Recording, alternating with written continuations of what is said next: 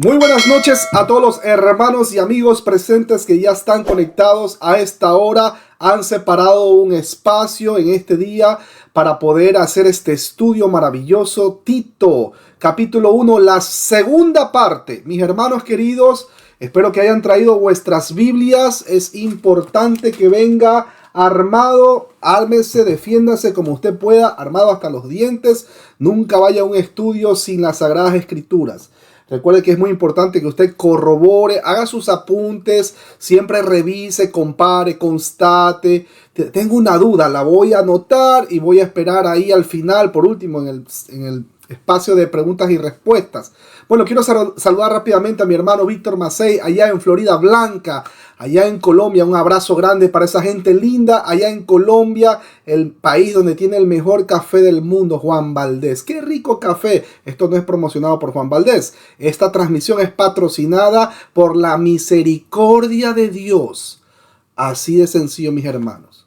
Un abrazo también para Rubí Valencia, allá en México. Abrazo grande, lindo para toda esa gente allá en México. Para mi hermano Matías Almada, también su señora esposa. Un abrazo grande a la distancia también para Omaira Bruno. Omaira allá en New Jersey. Lejísimos, no, está aquí en New Jersey. Un abrazo grande para mi hermana Omaira Bruno. Ricardo les ama en Honduras. Mi hermano Birlev estaba en Nicaragua. Ahora, welcome to United States, my brother Birlev Mena. Así que mis hermanos queridos, también quiero saludar los que están en las redes sociales. Silvia Rojas, un abrazo a la distancia. Wilmer Andrés Altarín, Mariela Cabrera, esa gente linda en Venezuela, abrazo grande. Y también para todos los hermanos que van a ver esta transmisión por diferido.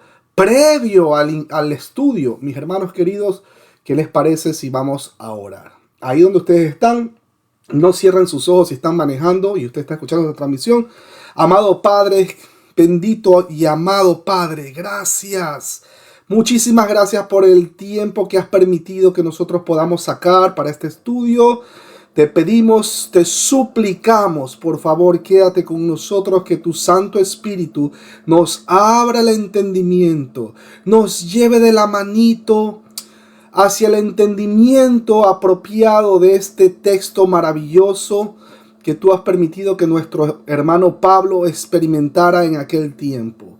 Por favor, Padre Santo, no nos la sabemos todas, siempre queremos aprender más y más y más, pero es tu Santo Espíritu que da el entendimiento y también el discernimiento para que podamos entender los textos sagrados y podamos atesorar en nuestros corazones y lo podamos a su vez compartir con los demás hermanos y amigos. Gracias porque has preservado este maravilloso tesoro, 66 libros que conforman el canon de las Sagradas Escrituras a lo largo de la historia. Cielo y tierra pasará, pero tu palabra no pasará. Gracias, Padre Santo. Procedemos ahora a dar paso al texto, a la lectura del texto en el nombre bendito y precioso de Cristo Jesús, Señor nuestro. Amén, amén y amén. Dios bendiga a nuestra hermana G. Contreras y para Patricia, ya en Argentina. Tina, mi hermano. ¿Qué les parece, mi hermana Rubí Valencia, si nos ayudas con la lectura? Tito, capítulo 1, versículo del 6 al 16. Sea usted bienvenida. Lo pongo en pantalla para los hermanos que están viendo la transmisión en vivo y en directo. Si usted quiere ver el estudio anterior, la introducción, usted puede meterse al YouTube y pone hermano David Silva. Ahí usted vea.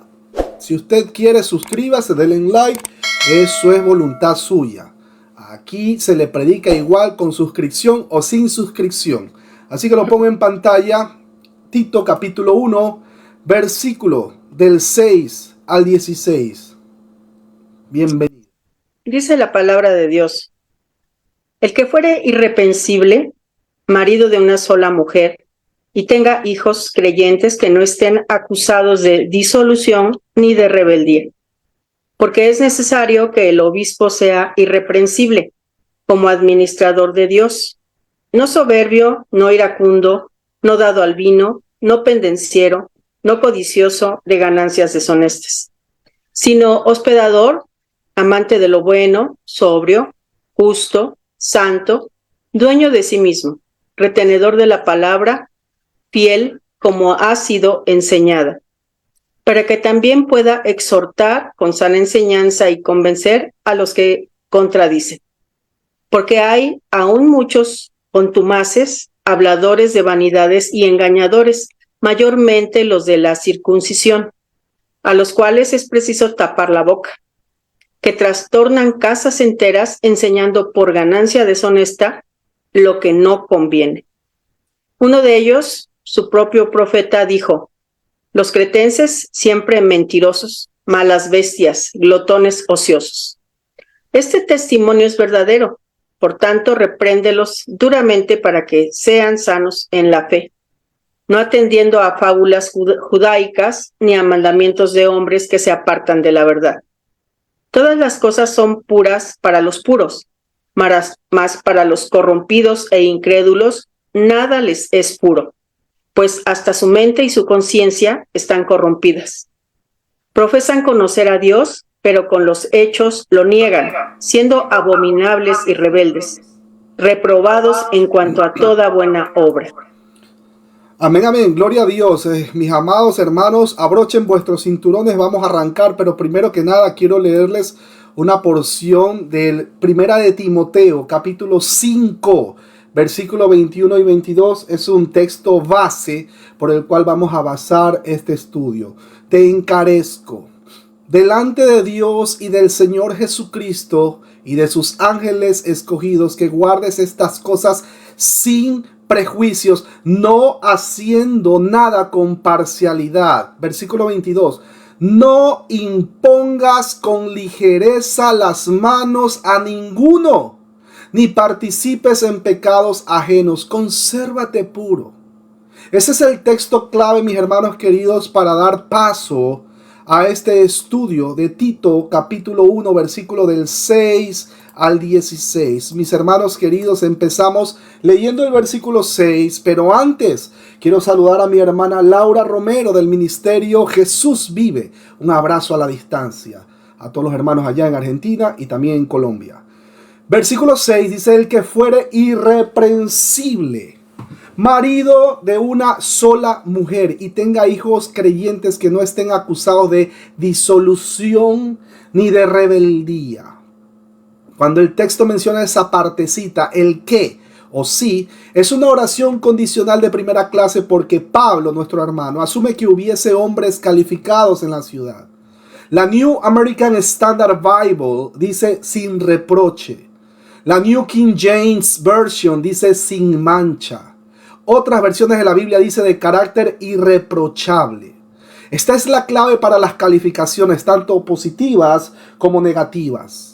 No se corresponde exactamente con el término griego que se encuentra en 1 de Timoteo capítulo 3, sino más bien el sinónimo se utiliza de la misma manera. El ministro debe ser un buen testigo dentro de la comunidad para los creyentes e incrédulos de la congregación. Hechos capítulo 2 versículo 47 lo corrobora, Hechos 4:4, Hechos 5:13. En el Antiguo Testamento el término fue utilizado básicamente para el servicio. En el Nuevo Testamento se usa para la salvación, traducida en servicio. Jesús es el hombre elegido por Dios y potencialmente todos somos electos en Él. El Señor Jesús es el sí de Dios a la necesidad de esta humanidad caída. Estas calificaciones deben ser interpretadas para dos propósitos. Primero, que el líder sea aceptado por creyentes e incrédulos, siendo el evangelio la meta superior. Segundo punto, debe notar la diferencia entre los líderes y los falsos maestros. Resulta difícil saber cómo aplicar tales calificaciones a diferentes culturas y periodos históricos. Los creyentes deben cuidarse de los condicionamientos históricos, pero al mismo tiempo deben estar abiertos a los principios dados por Dios. Algunos aprueban una o más de estas calificaciones, pero ignoran o desprecian otros. Añaden a estas guías y reclaman autoridad bíblica para estas adiciones. Añaden, mis hermanos, de una manera irresponsable. Interpretan las reglas a la luz de nuestro contexto, no de la cultura del siglo I después de Cristo, que se vio influida por los falsos maestros. Toman frases ambiguas y las convierten en doctrinas dogmáticas aplicables de una manera universal. Les pongo en pantalla, vamos a ver en pantalla el desglose en griego para los hermanos que están viendo la transmisión en vivo y en directo. Los hermanos que están aquí en Zoom lo van a ver después por diferido. Para que vean el desglose de este versículo en particular. Ustedes por favor tomen nota que más adelante desglosamos. Esta es la primera condición para ser anciano en la iglesia local. Es decir, de irreprensible. Pero esto no quiere decir que no tenga nada incorrecto en su vida, sino que no haya un fundamento de reprensión, de peso, en sentido de que nadie pueda acusarle de algo grave y que sea verdad. Esto tiene que ver con todas las áreas de la vida y podría decirse que es algo que afecta directamente a la santidad. Corroboramos en 1 Timoteo capítulo 6 versículo 14. La vida del líder debe ser irreprochable. Esto quiere decir que no pueda ser atacada por nadie a causa de una incorrecta manera de vivir o de una moralidad precaria. Esto significa que ha de ser una persona virtuosa. Los creyentes, mis hermanos queridos, especialmente los líderes en la iglesia, pueden ser acusados de algo que no sea verdad. De hecho, eso siempre pasa. Pero lo que Pablo demanda es que no puedan ser probadas estas acusaciones. Por tanto, son personas de buena reputación. No hay ninguna exhortación eficaz que nazca solo de la palabra si no está respaldada por la vida. Dios bendiga a mi hermano Mario Torres. Saludo a esa gente allá en Chile. Cuando el texto menciona que fuere irreprensible, mis hermanos, esta palabra literalmente significa nada de qué afianzarse.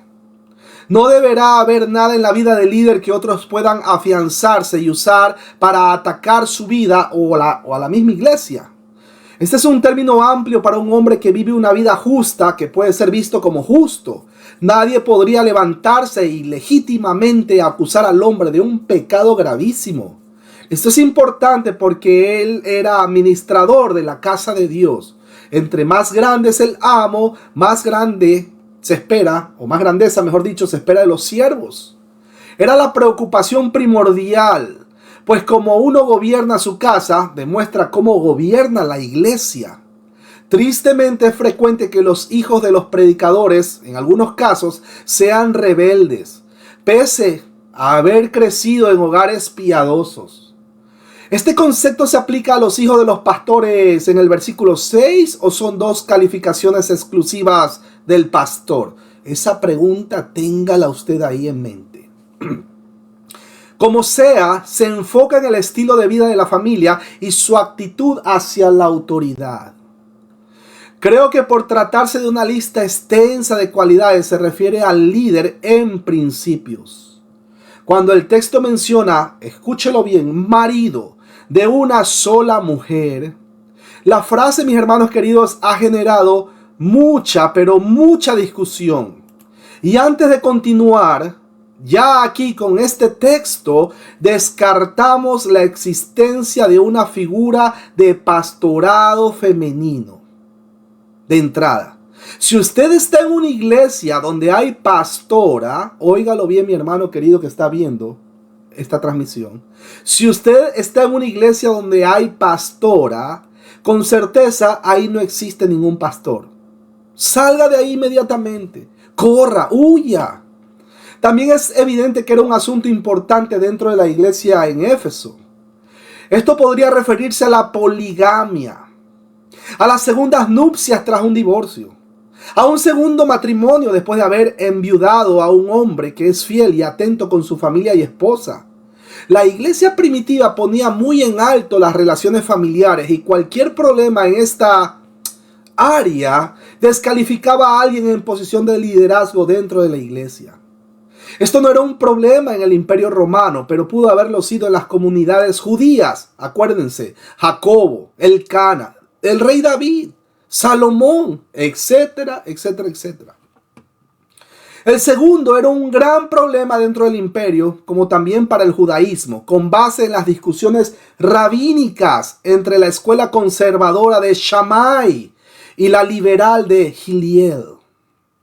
El tercero era la mayor preocupación de la iglesia primitiva, particularmente bajo Tertuliano, y aún continúa siendo un problema en Europa. Sin embargo, en 1 Corintios 7, las viudas pueden volver a casarse sin ningún problema.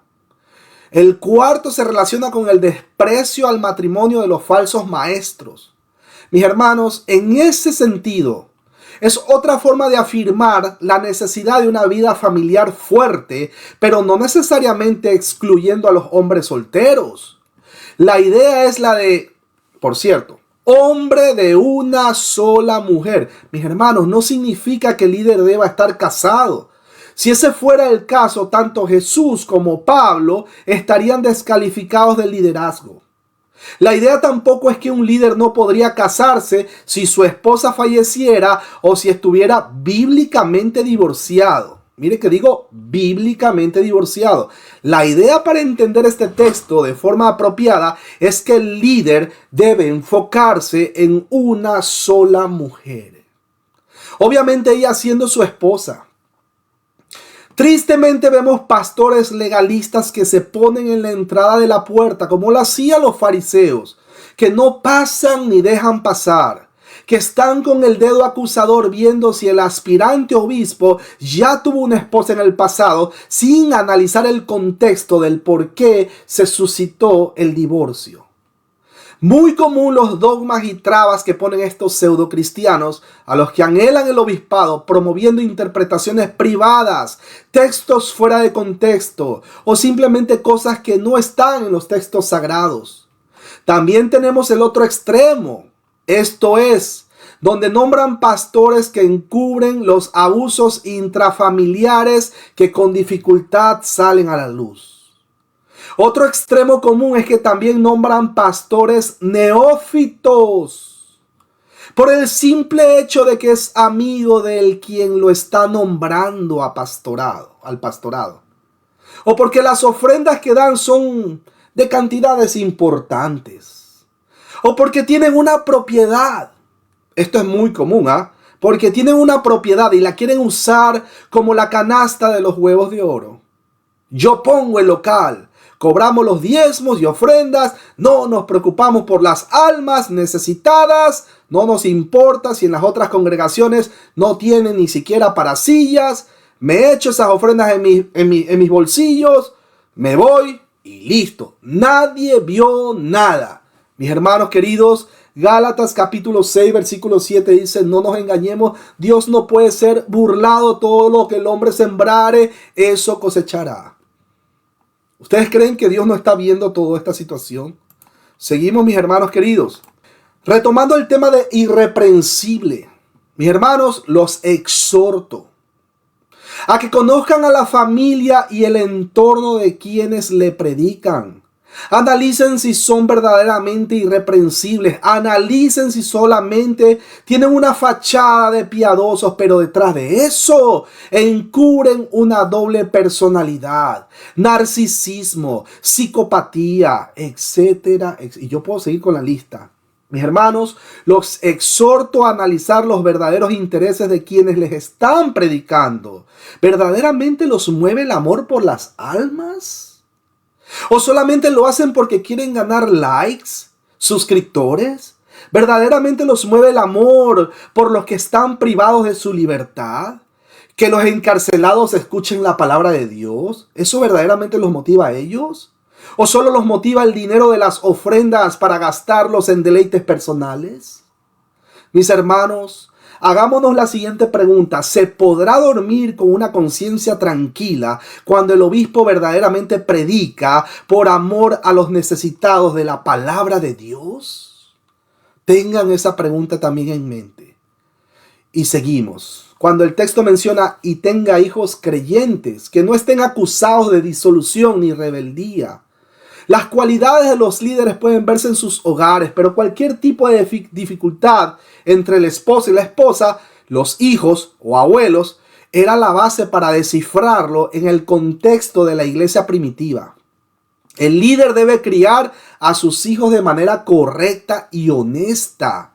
Su habilidad de guiar la familia de Dios deberá primero ser demostrada por su habilidad de guiar sus propios hijos.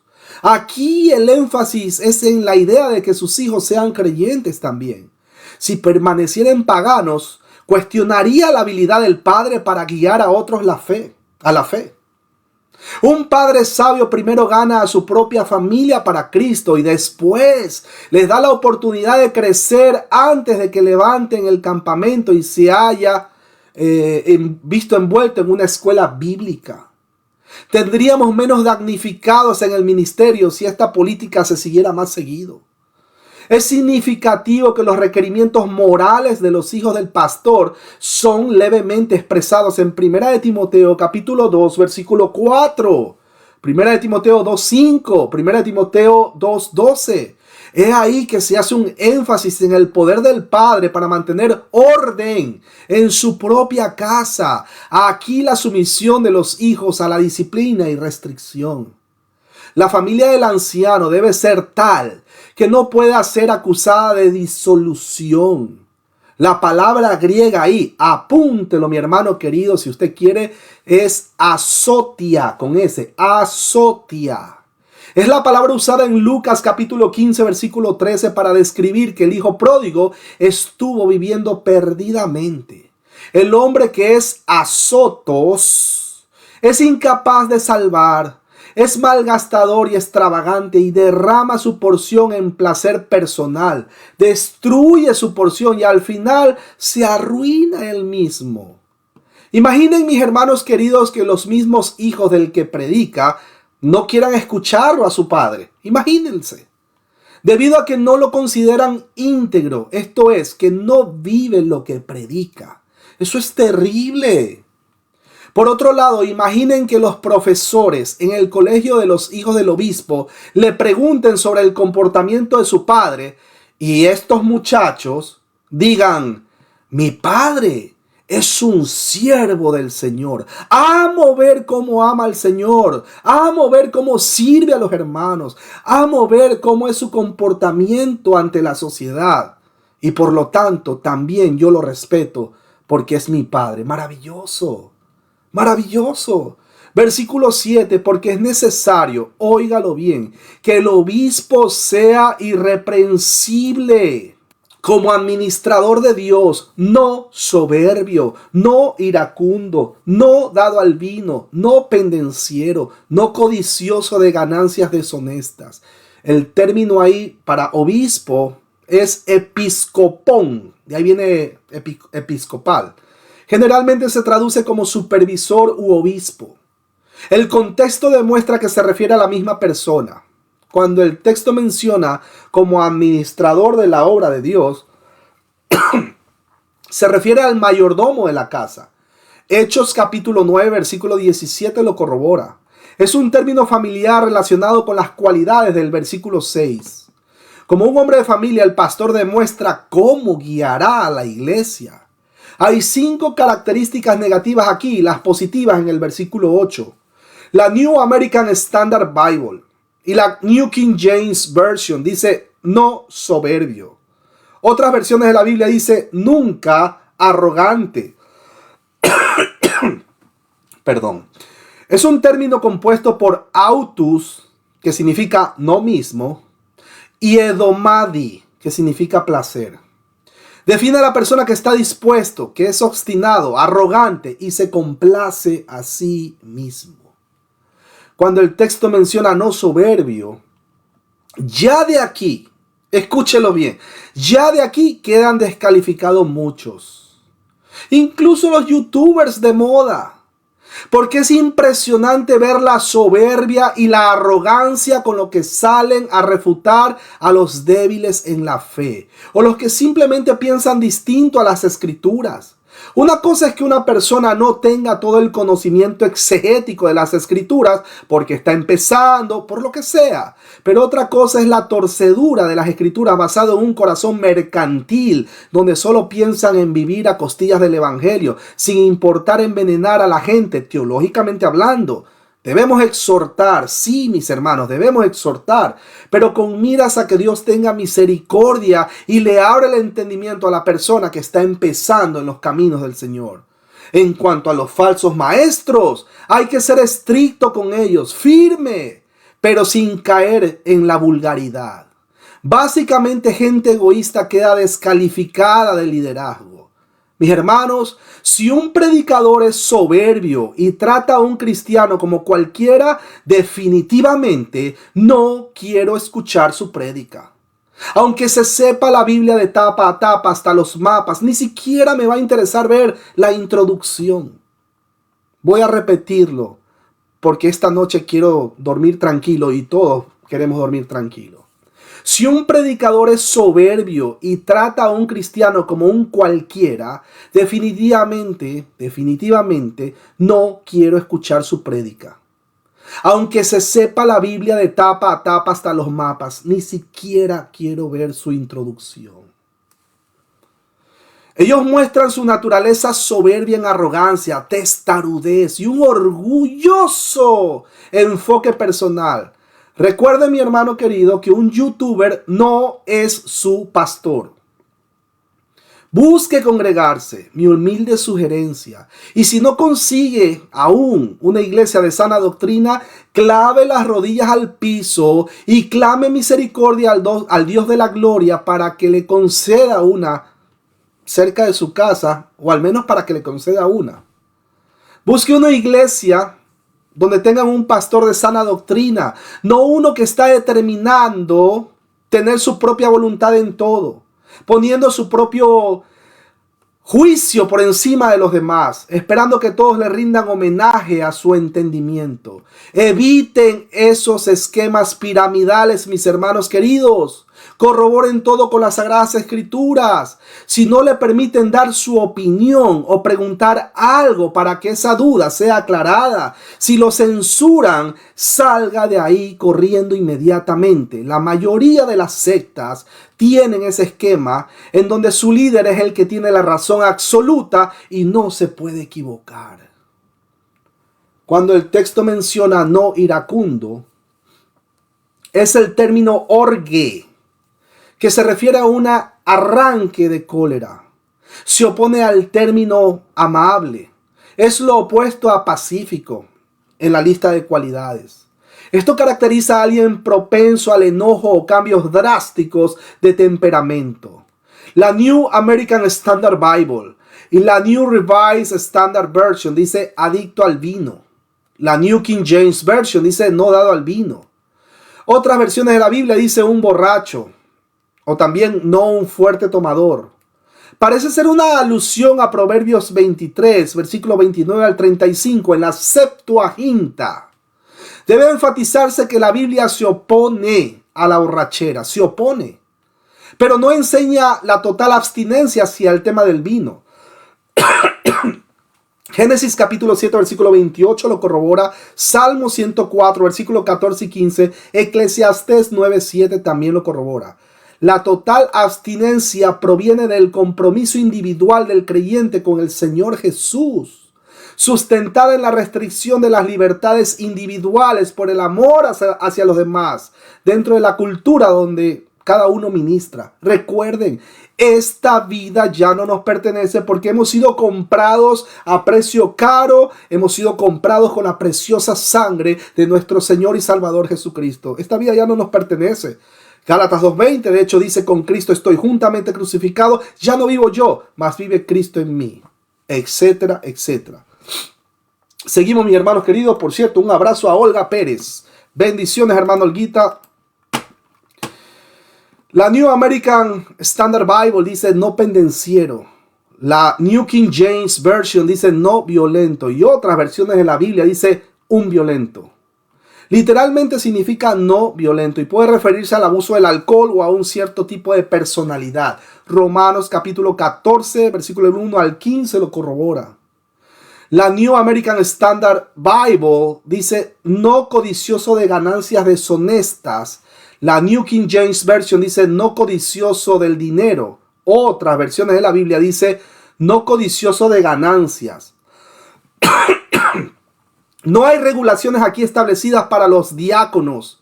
Así que tenemos derecho de concluir que en Creta, en este tiempo, en ese tiempo, los presbíteros realizaban las tareas de cada oficina, pero en la iglesia. Por lo tanto, deben tener la virtud diaconal apropiada, como en 1 de Timoteo capítulo 3, versículo 8.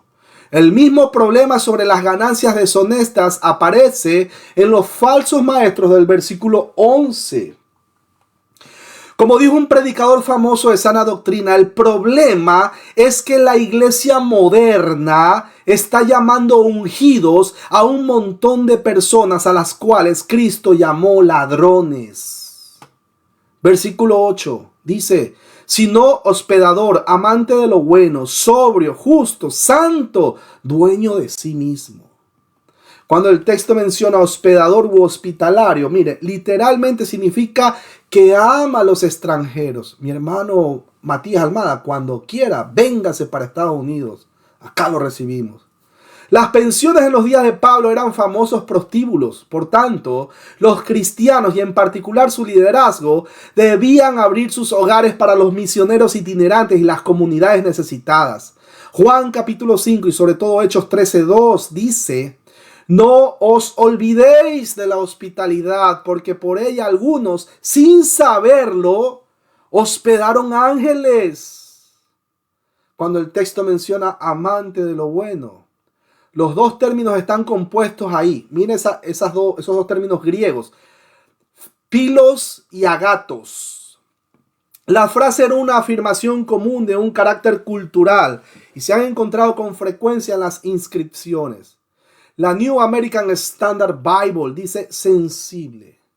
La New King James Version dice de mente sabia. La New Revised Standard Version dice prudente. Otras versiones de la Biblia dice bien disciplinado. En sus distintas acepciones es un término común en las cartas paulinas. El vocablo expresa evitar los extremos e implica una vida mesurada. 1 de Timoteo 3:2 lo corrobora. La New American Standard Bible dice justo y devoto también. La New King James Version dice justo y también dice santo. La New Revised Standard Version y otras versiones de la Biblia dice correcto y también devoto. Las cualidades no aparecen enlistadas en 1 de Timoteo 3. Con frecuencia se relacionaban con la cultura griega. Sus términos expresan la relación entre la responsabilidad hacia Dios y hacia los seres humanos. Cuando hablamos de justo, mis hermanos, aquí no refiere a la mala interpretación de que una persona genera justicia, sino que apela a la justicia divina, que es muy distinto. Recordamos que la Biblia dice, mía es la venganza, dice Jehová. Cuando hablamos de santo, de igual manera, aquí no está hablando de que el ser humano genera santidad, por mucho que vista con ropa que cubra todo su cuerpo o evitando bebidas alcohólicas. No, mis hermanos queridos. Aquí la palabra griega hagios significa que debe estar apartado para el servicio de Dios y para el servicio a los hermanos. Cuando el texto menciona dueño de sí mismo o disciplinado,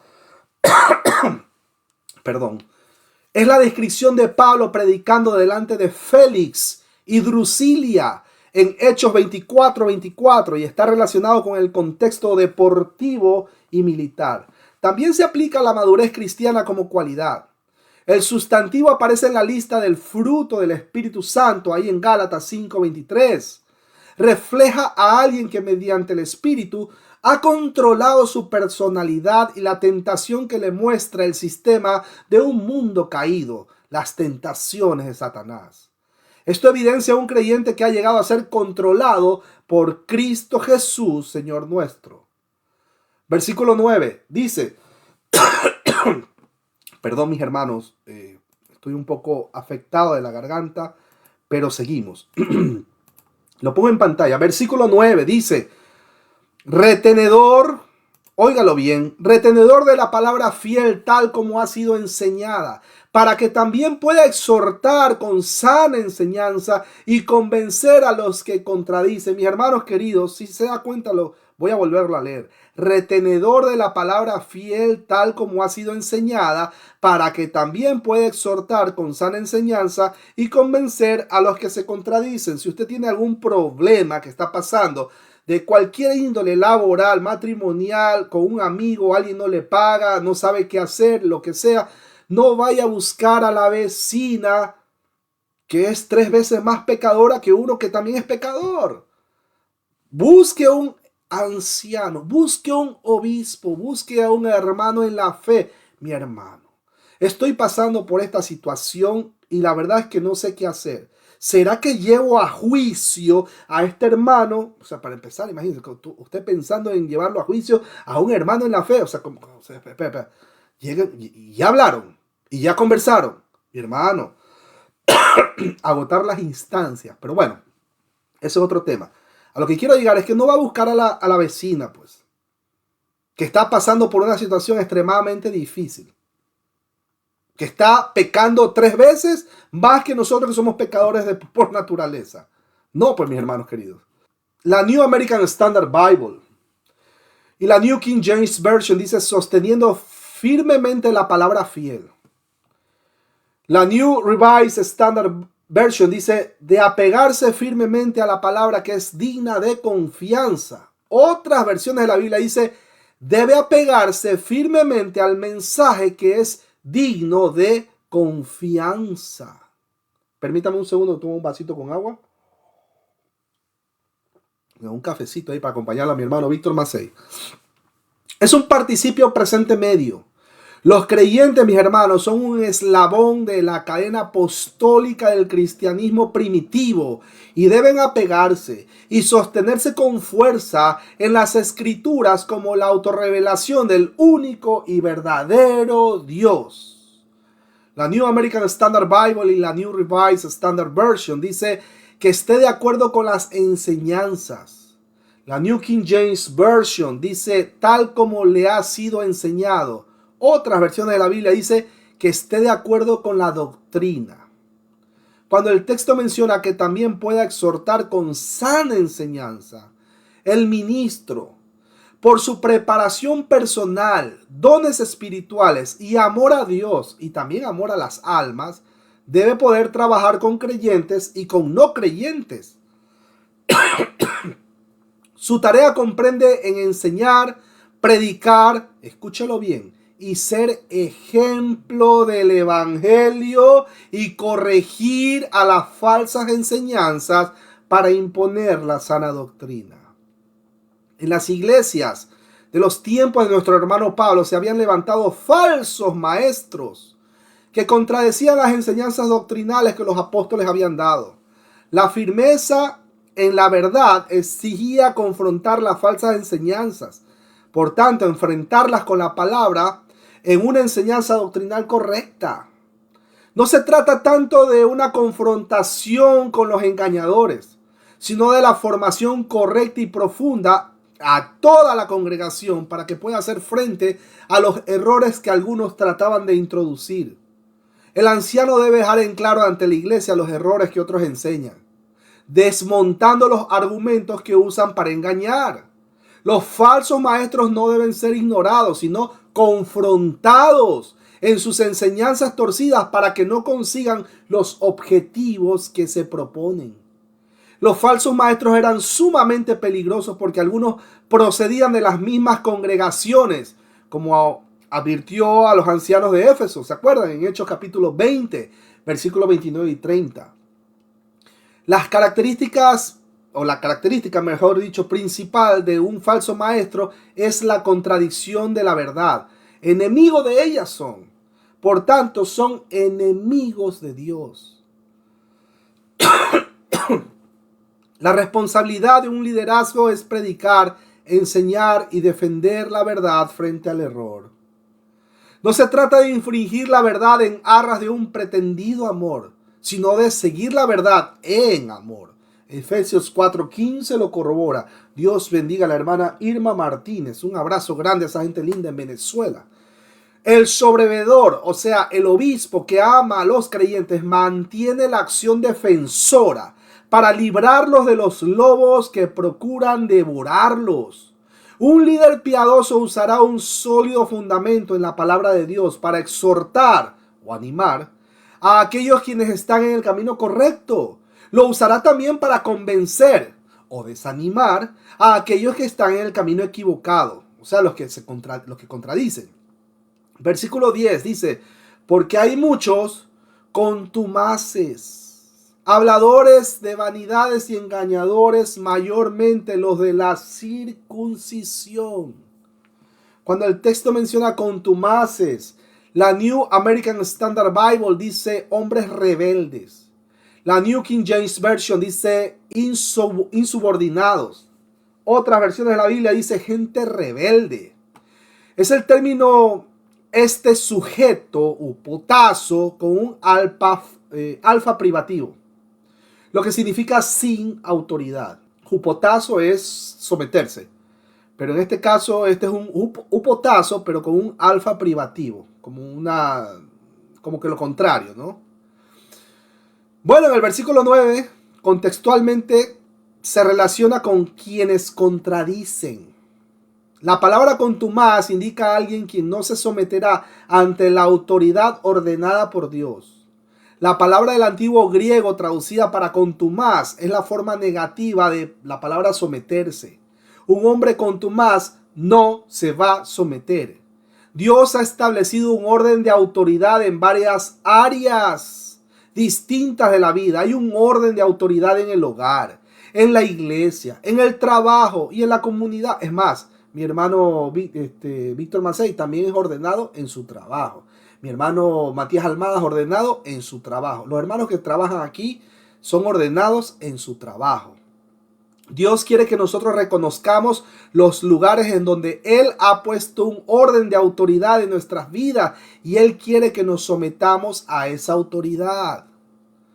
Sí había muchos contenciosos y gente problemática entre el pueblo de Dios en los días de Pablo, incluso poco después de que el mismo apóstol había estado entre ellos. Entonces también debemos esperar gente así hoy en día. Aún hay muchos contumaces, mis hermanos queridos, habladores de vanidades y engañadores. Esta gente problemática se dará a conocer por su lenguaje imprudente y su decepción. Cuando el texto menciona habladores de vanidades, la idea principal es sobre una adoración que no produce bondad en la vida. Esta gente en Creta podía hablar elocuentemente, pero toda su plática era inefectiva en traer a cualquiera un paso más cercano a la bondad. Cuando el texto menciona mayormente los de la circuncisión, Pablo estaba particularmente preocupado por el efecto en uno de los cristianos de trasfondo judío, quienes creían que la clave para la aceptación ante Dios era guardar la ley de Moisés. Las palabras contumaces y de la circuncisión al juntarse muestran que estos eran cristianos de un trasfondo judío, o al menos eran cristianos de nombre. Recuerden lo que dice que no podemos llamar revoltosas a personas sobre cuya obediencia no tenemos reclamo. Ellos intentaron persuadirlo de la simple historia de Jesús y la cruz no eran suficientes. Así ellos persuadían. Pero que para ser muy sabios necesitaban todas las sutiles historias y largas genealogías y las elaboradas alegorías de los rabinos. Más aún ellos intentaron enseñarles que la gracia no era suficiente, pero que para ser muy buenos ellos necesitaban echar sobre sí mismos todas las reglas y regulaciones sobre los alimentos y los lavados, los cuales eran tan característicos del judaísmo. Y ni se diga, mis hermanos queridos, de guardar el día sábado. Ni se diga, eso creo que está hasta de más. Eran los judaizantes en aquel tiempo, ¿no? Podemos entender el por qué puede ser más difícil para cristianos que provienen del judaísmo y por qué pueden tener la tendencia de ser más una fuente de problemas en la iglesia primitiva. Los cristianos de trasfondo paganos inmediatamente sabían que ellos tenían que rechazar todo lo que era su anterior entendimiento acerca de los dioses. Y por cierto, con D pequeña, ¿no? Pero los cristianos que provenían del judaísmo tenían que aceptar ciertas cosas y abandonar otras. Y esto, mi hermano, esto frecuentemente era un dolor de cabeza para Pablo y para todos los otros apóstoles. Pero bueno, Dios bendiga a la hermana Laura Romero. Abrazo grande. Bueno, cuando el texto menciona hay mucho de ellos, en el original griego es eisin gar poioi. Eisin gar poioi.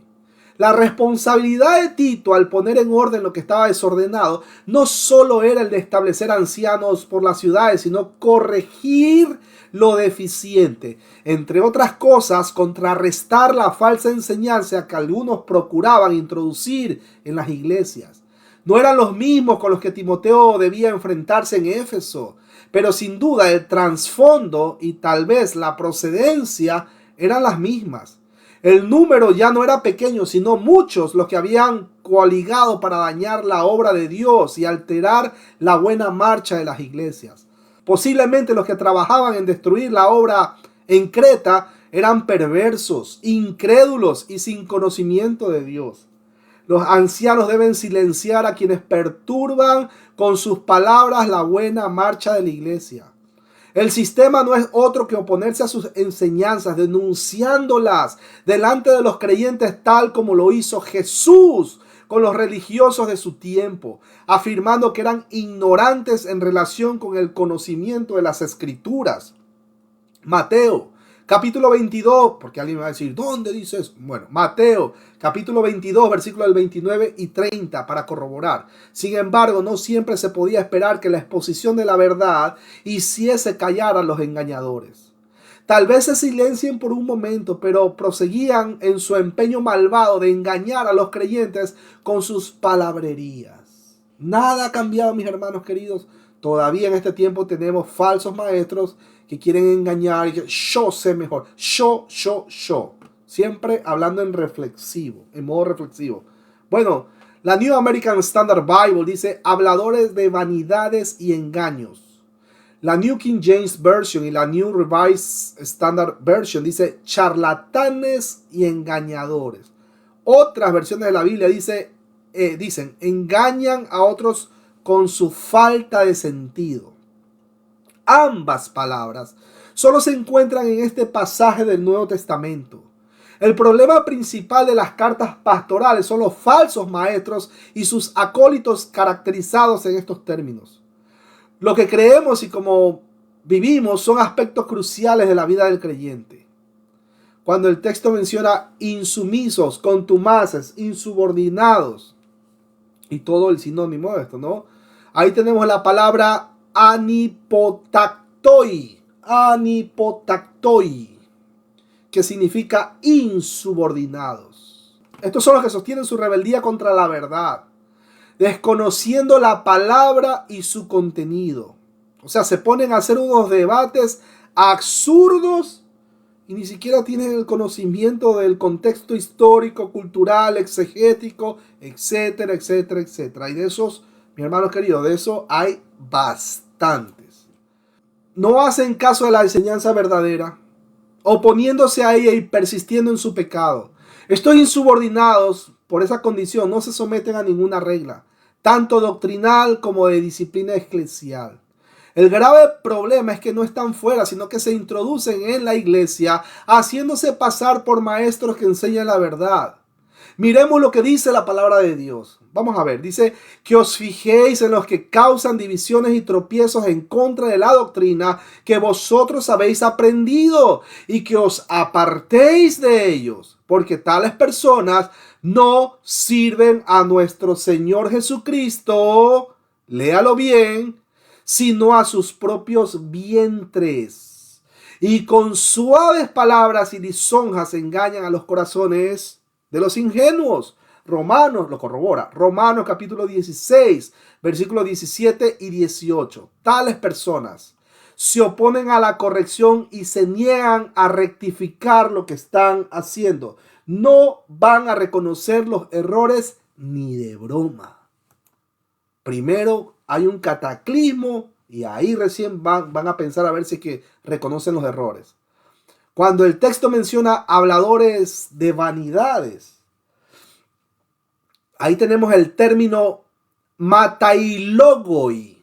Matailogoi.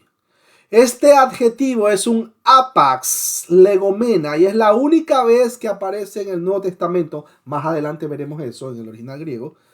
De estos había advertido a Timoteo como quienes hacen fuerza en genealogías sin término y en fábulas artificiosas. Es que yo vengo de la tribu de Benjamín. No, es que yo soy de la tribu perdida de sabrá Dios de dónde, ¿no? Caramba, mis hermanos. Es probable que en lugar de discursos llenos de argumentos difíciles de entender, buscasen algo persuasivo e interesante para los oyentes. Bajo palabras suaves escondían el veneno de la falsedad. El adjetivo que les calificaría en el léxico actual sería el de charlatanes, que con sus palabras son capaces de embaucar a muchos, diciendo muchas palabras sin decir nada. Primera de Timoteo 1:6 lo corrobora. Cuando el texto menciona engañadores, frena patai, engañadores, frena patai. Esta palabra solo apareció aquí en el Nuevo Testamento y significa simplemente que son unos embaucadores. Disfrazaban sus engaños por medio de una aparente enseñanza bíblica. Ningún engañador progresa en la iglesia si no tiene audiencia que esté dispuesta a oír sus engaños. Este tipo de oyentes no es tampoco extraño en las congregaciones, porque hay quienes tienen ¿qué? ¿El comezón de qué? El comezón de oír, y se amontonan maestros conforme a sus propias concupiscencias, apartando de la verdad el oído y volviéndose a las fábulas, como dice 2 de Timoteo, capítulo 4, versículos 3 y 4. Hablar mentira tomándola de supersticiones idolátricas, eso es un pecado, pero mayor dimensión alcanza cuando se enseñan mentiras como si fuesen verdades divinas, y de eso hay bastantes y ustedes lo van a ver por las redes sociales. Alerta, alerta, y ya, y los misiles, y estoy aquí atrás, miren, está Jerusalén, y que estamos aquí, y aquí estoy con el presidente de Israel, y todas esas cosas, y la gente está así, y tienen el comezón de oír. Y están, mira, ¿qué va a pasar? Ay, Dios mío, mi hermano. Dejen de buscar en YouTube todos estos charlatanes. Y si ya están suscritos por ahí, ¿no? Hay otros que incluso hasta hacen viajes a Israel. Por favor, mis hermanos. Bueno, sigamos mejor. Mis hermanos queridos, abrazo a la distancia para el hermano Diego Ferney. Mayormente los de la circuncisión. Ahí tenemos la procedencia de tales engañadores. En la iglesia es mayoritariamente en tiempo del apóstol, de los que provenían de la circuncisión, o sea, gente que vivía en la isla y que eran de origen judío. Esto ocurría en todo el mundo, donde se establecían iglesias cristianas. Romanos, capítulo 4, versículo 12, para corroborar. Gálatas capítulo 2, versículo 12 y Colosenses 4, 11. Dios bendiga a Alejandra Moreno Rodríguez. Abrazo a la distancia. En Creta, la colonia judía era numerosa y muchos de ellos de la alta sociedad. Muchos de estos llamados judaizantes procuraban obligar a los creyentes a circuncidarse y guardar la ley para que pudieran ser salvos. Estos luchaban por integrarlos en el judaísmo e imponerles tradiciones, fiestas y preceptos rabínicos. Y de paso les decía, tienes que guardar las fiestas de Yahweh. Aunque los aspectos fundamentales pudieran variar, en el fondo subyace la misma dificultad. Algunos inquietan a los creyentes haciéndoles sentir como casi un pecado las festividades que la iglesia tiene en relación con días que recuerdan algunos de los aspectos de la vida y obra del Señor, como la Navidad. Ahí los tienen, que la Navidad es un pecado. La Semana Santa o la Semana de la Pasión, ustedes saben, ¿no? Ya ustedes saben, ¿no? Que empieza que el miércoles de ceniza, eso por ejemplo en el lado de los católicos romanos, que se tatúan o se ponen una ceniza en la frente. O la Ascensión. O la resurrección. Nosotros los cristianos, ¿por qué nos congregamos en domingo? Porque recordamos la resurrección de nuestro Señor y Salvador Jesucristo. No, es que tienes que guardar el sábado. Espere, yo descanso físicamente los días jueves, pero espiritualmente todos los días en Cristo Jesús. Él es mi Shabbat, o sea, mi reposo. No es un día a la semana. Usted, mi hermano Matías Almadas, ¿cuántas veces o cuántos días a la semana usted es cristiano? ¿El día sábado? ¿O cuánto? Todos los días. Haga así con el dedo. Todos los días. Perfecto. Muy bien. Seguimos, mis hermanos queridos. Los judaizantes modernos vendrán a los creyentes más sencillos para hablarles de las festividades de los dioses romanos, de solsticios y otras cosas por el estilo que inquietan sus vidas y generan en ellos conciencias acusadoras. Así que la frase de los de la circuncisión recuerda los aportes teológicos de nuestro hermano Pablo en el Concilio de Jerusalén y en las iglesias de Galacia. Corrobórenlo, Hechos capítulo 15. Quien no ha visto el estudio de Hechos, vaya a YouTube y ponga hermano David Silva y busque ahí el estudio de Hechos de los Apóstoles. Bueno, no son correctos los legalismos judíos que afirmaban que la gente debía ser judía y guardar la ley mosaica antes de poder confiar en Jesús y convertirse en cristianos. Esto se relaciona con falsos maestros en Colosenses, Efesios y las cartas pastorales. Posteriormente, estas herejías parecen ser una combinación del legalismo judío y pensamiento filosófico griego, es decir, los gnósticos. Con la muerte de los apóstoles y la rápida expansión del cristianismo, se desarrollaron muchos grupos cristianos fraccionarios a lo largo de todo el mundo antiguo en el Oriente Medio y el Mediterráneo. Versículo 11 dice, a los cuales es preciso tapar la boca, que trastornan casas enteras, enseñando por ganancia deshonesta lo que no conviene. Cuando el texto menciona es preciso taparles la boca, miren, ese es un infinitivo presente activo del compuesto tapar la boca, como un bozal, una censura, o haz lo que haga silencio. Los líderes deben controlar lo que se habla en las iglesias domésticas. Las libertades religiosas y académicas no les da a todos el derecho de hablar en la congregación del pueblo de Dios. Pablo le dice a Tito que es necesario imponerle silencio, que el lenguaje figurado es tapar la boca. Ahí tenemos el verbo epistomizo, que expresa la idea de poner un bozal. Lo que enseñan falsedades deben ser considerados como animales, perdón la expresión, como animales nocivos a los que hay que embozalar. No sé si está bien dicho esa expresión, mi hermano Víctor Mancey. Perfecto, muy bien, muchas gracias. Para que no causen daño a las ovejas. No se trata de una recomendación, sino de una necesidad. Y de ahí la presencia de la frase del verbo ver. Es necesario, es preciso. Lo que Pablo está enseñando es que con los perversos que generan dificultades, mis hermanos, no hay otro camino más que la de impedir que hablen. No especifica cómo debe hacerse, pero ciertos textos nos dan una idea. Por ejemplo, 1 de Timoteo capítulo 1, versículos 3 y 4, 2 de Timoteo 2, 16, también 2 de Timoteo 2, 21, 2, 23 y 2 de Timoteo 4, 2. Al principio había que amonestar con ternura al errado a fin de ganarlo para la verdad. Si rehúsa, debe ser reprendido severamente diciéndole que desista de su error. La persona que persiste en sus malos caminos debe ser rechazada por la iglesia y disciplinada. Recuerden que hay un conducto, ¿no? Un protocolo que seguir, ¿no? No es que de buenas a primeras lo van a censurar. Y peor aún si alguien, ¿cómo van a censurar a alguien que va a predicar la palabra? O sea, hay que tener argumentos sólidos. La idea de tolerancia, de modo que todos en la iglesia puedan expresar su opinión sobre doctrina, trae siempre malas consecuencias. En la congregación no puede permitirse que todos enseñen porque lo que ocurrirá es que alguno hablará engañosamente causando un grave daño que en ocasiones es difícil de reparar. Difícil. Cuando el texto menciona trastornan casas enteras. Mis hermanos, esta es la primera razón para actuar con firmeza con quienes enseñan errores. Es que trastornan familias o casas enteras.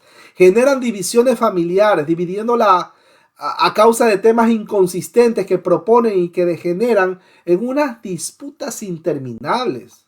Estos falsos maestros confunden familias enteras, desviándolos de la verdad. Es más fácil desviar un grupo familiar pequeño que toda una iglesia, no solo porque en la congregación hay creyentes conocedores de la palabra que refutarán las enseñanzas pervertidas, cosa que en ocasiones falta en el grupo familiar pequeño, sino que también un grupo pequeño puede ser intimidado por varios falsos maestros que lo engañarán más fácilmente. Algunos maestros surgidos del interior de las congregaciones, dice el apóstol Pedro, que torcían las enseñanzas de Pablo como también las otras escrituras para su propia perdición. ¿Dónde lo dice eso mi hermano David? En 2 de Pedro 3:16. Apúntelo, que eso es un texto maravilloso también, donde nos advierte. Se refiere a las iglesias domésticas o a la explotación de las viudas y de aquellos con quienes han hablado. Romanos 16:5 lo corrobora y Colosenses capítulo 4, versículo 15. Cuando el texto menciona enseñando o también tenemos por ganancias deshonestas, ahí tenemos la palabra o la expresión, mejor dicho, Aishrou Kerdous Charin. Es la tercera causa que debe impedirse que estos palabreros, por así decirlo, hablen, porque el propósito final de lo que hacen es obtener ganancias deshonestas. Y ahí ustedes van a ver, ¿no? Tantos amarillistas, incluso youtubers, que hablan el pecado oculto de Víctor Massey, el pecado, entérese la separación de Matías Almada y aquí, y lo único que quieren es que ganar likes, ganar suscriptores. Y hay gente que incluso llega a preguntar, mi hermano David, ¿y usted ya vio este video de esta persona aquí en República Dominicana? Por decir así, cualquier nombre, cualquier país. ¿Usted ya vio este video de este predicador aquí en República Dominicana que dice el pecado oculto del hermano Birlé Mena? Y yo le digo, pues, usted ya cayó en el error, ¿verdad? Claro, mi hermano, tengamos discernimiento. Clavemos las rodillas al piso, por eso tenemos que tener mucho cuidado por lo que nuestros ojos consumen en las redes sociales. Hay tanta gente que lo único que le interesa son los suscriptores y likes. Youtubers de moda, más nada, no les interesan las almas. ¿Acaso el youtuber de moda lo va a llamar a usted y le va a preguntar, mi hermana Rubí, ¿cómo se siente usted con su enfermedad que tuvo esta semana? Mi hermano Víctor Massey, ¿por qué a usted se le quemó el pan el día de ayer? ¿Hay algo en que pueda ayudarte? No no les interesa. Bueno, es una ganancia vergonzosa porque comercian vendiendo la mentira como si fuese verdad. La verdad bíblica que los ancianos enseñan en la iglesia es lo que estos perversos procuran destruir. Por otro lado, no es difícil entender que la ganancia deshonesta tiene que ver también con beneficios económicos, porque toman la piedad como fuente de ganancia, dice la Escritura. Primera de Timoteo, capítulo 6, versículos 4 y 5, para corroborar. Es suficiente con observar el entorno actual para darse cuenta de que muchos en el llamado mundo evangélico trastornan familias, dividen iglesias, arrastran creyentes, arrastran ingenuos, arrastran débiles en la fe para enriquecerse con ello, tomando de los que han sido captados por estos sectarios. ¿Qué cree que es lo único que le interesa? Sus ofrendas, incitándolos a dar más para recibir más en lo que se conoce como el evangelio de la prosperidad. Y ahora que está de moda el evangelio de la prosperidad, pero camuflado, escúchelo, de reformados. Y algunos hacen hasta eventos reformados. Hágame el favor. Que reformado no tiene absolutamente nada. Solo les interesa el money, money, money. Dinero, dinero, dinero, mis hermanos queridos. Y la gloria o la alabanza y la predicación del evangelio. La alabanza para Cristo. ¿Para cuándo? Imposible. Seguimos, mis hermanos queridos. Dios bendiga al hermano Eloy Chávez. Abrazo a la distancia. Esto demuestra la verdadera naturaleza de los falsos maestros. Judas capítulo 16 corrobora esto. Los líderes de la iglesia deben estar libres de esta tentación. Los falsos maestros y líderes de las sectas pueden ser rápidamente identificados por tres características. Apúntelo ahí. Primero, la explotación monetaria. Segundo, la explotación por la libertad sexual. Tercero, un reclamo de la revelación única y directa. Ahí hablamos de maestros ciegos, que en el original griego es didascontes amidei. Es la segunda causa por la que es necesario impedir que estas personas se manifiesten a los creyentes en el contenido de sus enseñanzas. En este sentido, ellos tienen una notable responsabilidad porque saben que lo que no deben enseñar es lo que enseñan. Lo hacen para destruir la obra de Dios, para inquietar a los creyentes y en forma general para dividir la iglesia. Generan problemas en todos los lugares donde puedan hacerlo, enseñando cosas contrarias a la Escritura, contradiciendo lo que los apóstoles habían ya anunciado y causando serios quebrantos en las casas y en las iglesias. Versículo 12 dice: uno de ellos, su propio profeta, dijo: los cretenses, siempre mentirosos, malas bestias, glotones ociosos. Perdone que, mi hermano, solo estoy leyendo. Perdonen la expresión, pero solo estoy leyendo el versículo 12. Voy a repetir. Uno de ellos, su propio profeta, dijo: los cretenses, siempre mentirosos, malas bestias, glotones ociosos. Cuando el texto menciona que fue precisamente uno de sus propios profetas, esta cita es de déjeme ver cómo lo traduzco ese nombre. Epiménides. ¿Lo dije bien? Perfecto. Epiménides, que vivió en el siglo 6 a.C. y era de Creta. El hecho de que Pablo cite a uno de sus poetas demuestra la influencia griega en la isla y sobre la herejía. Pablo cita en sus escritos a los filósofos y poetas griegos al menos 3 veces. Hechos 17:28 lo corrobora. 1 Corintios 15:3 y aquí en este texto. Tarso, su pueblo natal, porque era Saulo de Tarso, recuerdan, era conocido por sus instituciones educativas, tanto en la cultura griega como en la hebrea. Pablo pudo llamar profeta a Epiménides, ahora sí lo dije bien, Epiménides, porque escribió verdades acerca de los habitantes de Creta o porque posiblemente ellos le consideraban un artista inspirado por los dioses griegos. Fue conocido como uno de los hombres más sanos de la isla. Cuando el texto menciona, lo dijo su propio profeta, las faltas y problemas o las características de estos falsos maestros se manifestaban como característica de la población cretense. Era como un reflejo, como un espejo.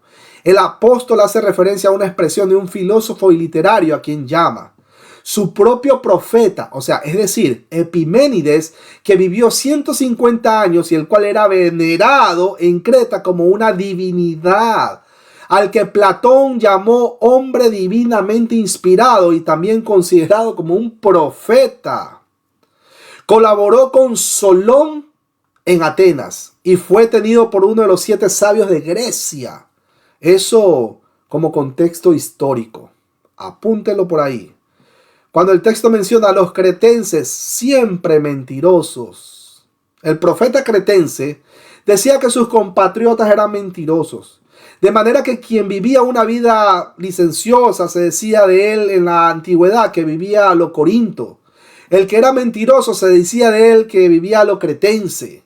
Esta afirmación descansaba también en la mentira relativa a Zeus, la deidad idolátrica que según los cretenses había muerto y estaba sepultado en la isla, cuando todos entendían que los dioses, especialmente Zeus, era inmortal. Claro, para ellos, ¿no? Los falsos maestros, a quienes alude continuamente el apóstol, eran también de Creta. Por tanto, la mentira propia de la sociedad cretense se unía con la mentira que aquellos que enseñaban, potenciando aún más el engaño. El judío y el cretense tenían también en común el empleo de argucias con las que engañaban a quienes le prestaban atención, relacionándose también por el deseo de beneficios personales. De modo que un cretense honesto era tan raro como un judío honesto. Era raro eso. Así que una combinación judeo-cretense era altamente peligrosa. El apóstol utiliza la forma poética del hexámetro. El término cretense significa mentiroso. Los falsos maestros a quien alude continuamente el apóstol Pablo era también de Creta. Por tanto, la mentira propia de la sociedad cretense se unía con la mentira. Cuando el texto menciona malas bestias, ahí tenemos, eso es lo que dice la Biblia, ¿no? Cacatiría, con K, cacatiría. Además de esto, aludiendo a lo que su profeta decía, eran tenidos por malas bestias. De otro modo, brutos, feroces por la peligrosidad de su trato. En el contexto inmediato, por la actuación y las consecuencias que traía la enseñanza de los falsos maestros, el comportamiento moral de aquella sociedad podía compararse con la de animales salvajes, viviendo solo para satisfacer sus pasiones y conseguir sus objetivos. Cuando el texto menciona glotones, ociosos, literalmente significa vientres ociosos, una forma de referirse a glotones perezosos. ¿Cuántos youtubers perezosos tenemos ahí en vivo y en directo? Usted, mi hermano Matías, que está desde ese lado de Argentina, usted tienen allá, así, vea, bastantísimos. El sentido de la expresión es de panzas holgazanas, con apetitos desenfrenados por la comida y la bebida, dispuestos como holgazanes a vivir a costa de los demás, para lo cual no reparaban en engañarlos sin escrúpulo alguno. Un proverbio antiguo decía que los tres pueblos cuyo nombre comenzaba por Capa, como los cretenses, los capadocios y los de Cilicia, eran los peores de todos los pueblos. Y sorprendentemente, Pablo era de Cilicia. Sorprendentemente. Versículo 13 dice, este testimonio es verdadero. Por tanto, escuche bien lo que dice ahí. Versículo 13. Por tanto, repréndelos duramente para que sean sanos en la fe. Cuando el texto menciona el testimonio es cierto, este testimonio es verdadero.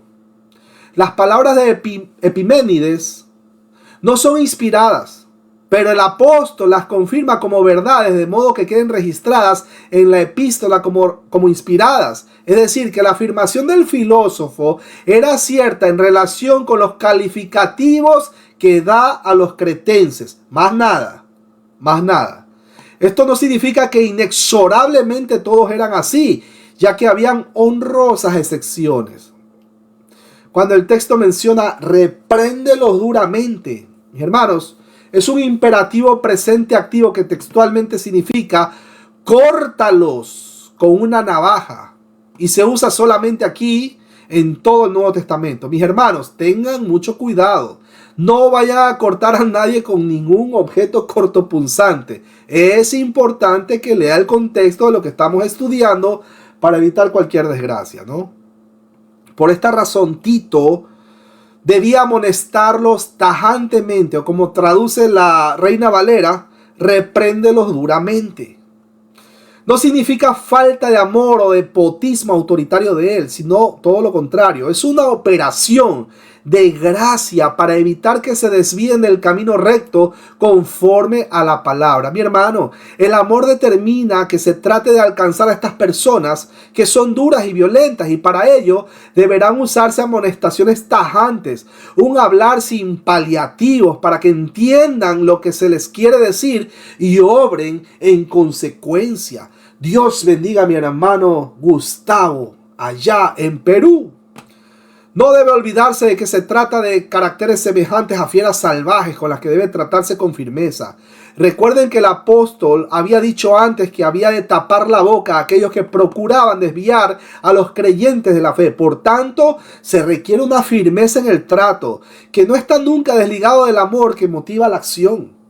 Recuerden el objetivo de nosotros de exhortar es pidiendo, clamando a Dios que tenga misericordia por esa persona a la cual estamos exhortando, para que, una vez más, para que Dios en su misericordia le conceda el arrepentimiento, para que le abra el entendimiento, o si ya es un cristiano, para que enderece su camino y no sufra de las consecuencias, que va a perder la salvación. No me refiero, el cristiano no va a perder la salvación, sino para que no sufra la dolorosa consecuencia de los pecados que esta persona, pues obviamente como consecuencia de lo que ha cometido, tiene que arrepentirse.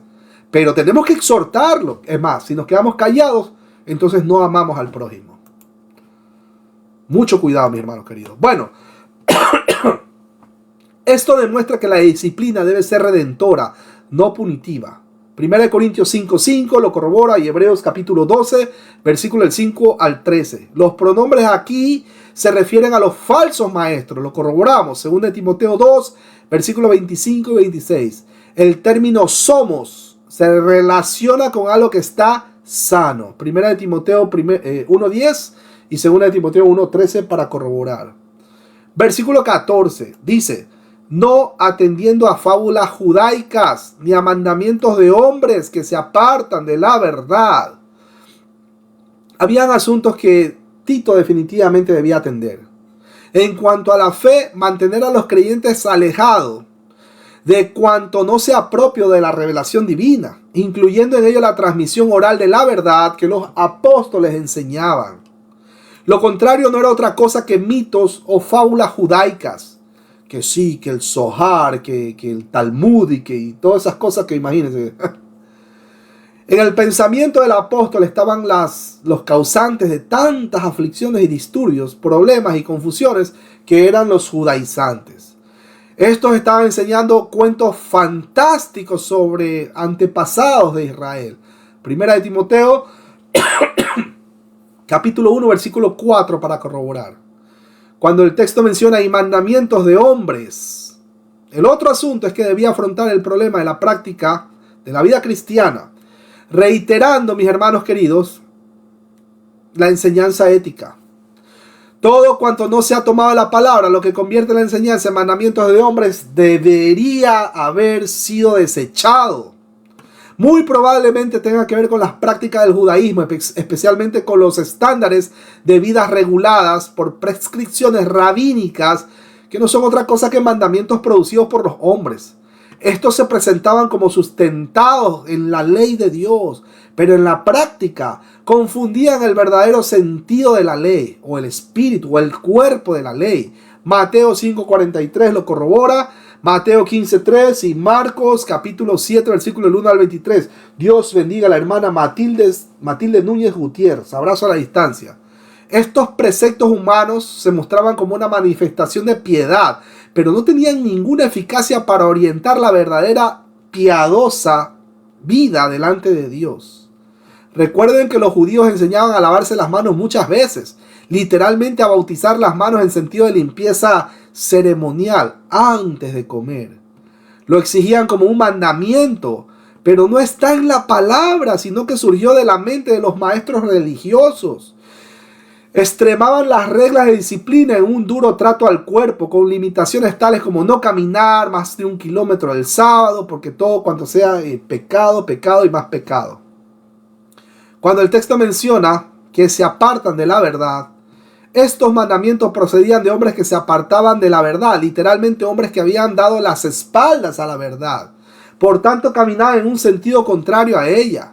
Los creyentes firmes en la iglesia de Creta se mantenían en la verdad, pero los más débiles o los menos preparados prestaban atención a las enseñanzas con apariencia religiosa establecidas sobre mandamientos de hombres, procedentes especialmente de propagandistas farisaicos que rechazaban la verdad absoluta de la palabra y negaban la enseñanza de Jesús que los apóstoles estaban dando. Ellos ni de broma sabían o no querían entender que la salvación era netamente por gracia. no por obras, para que nadie se gloríe.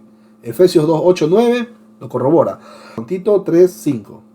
Tales enseñanzas, cuando se llevan al terreno profético, bien sea el escatológico, anunciando el cumplimiento de eventos futuros, bien sea el anunciar bendiciones personales o victorias espirituales, la falta de cumplimiento confunde las mentes y desvía a la persona de la verdadera fe. Así como ¿cómo se llama la secta esta? Los adventistas del séptimo día. ¡Ya Cristo viene! Y cuando 1800 no les llegó Cristo. Y entonces, ¿y qué hacemos ahora? ¿Qué hacemos ahora? Mi hermano Matías, ¿qué hacemos ahora? Pues ellos tuvieron que inventarse ahí el juicio investigador. Como no les llegó el Señor en aquel día sábado, ¿no? A las 3:33 de la tarde, ¿no? Pues ellos, ¿qué tuvieron que hacer? Y dar paso a otra mentira, que era el juicio investigador, que Jesucristo ya pasó del lugar santo al lugar santísimo, y desde ahí está viendo cómo se porta mi hermano Víctor Macei, si es que está siendo una persona responsable en sus actos, si está siguiendo sus devocionales, si está haciendo sus estudios bíblicos.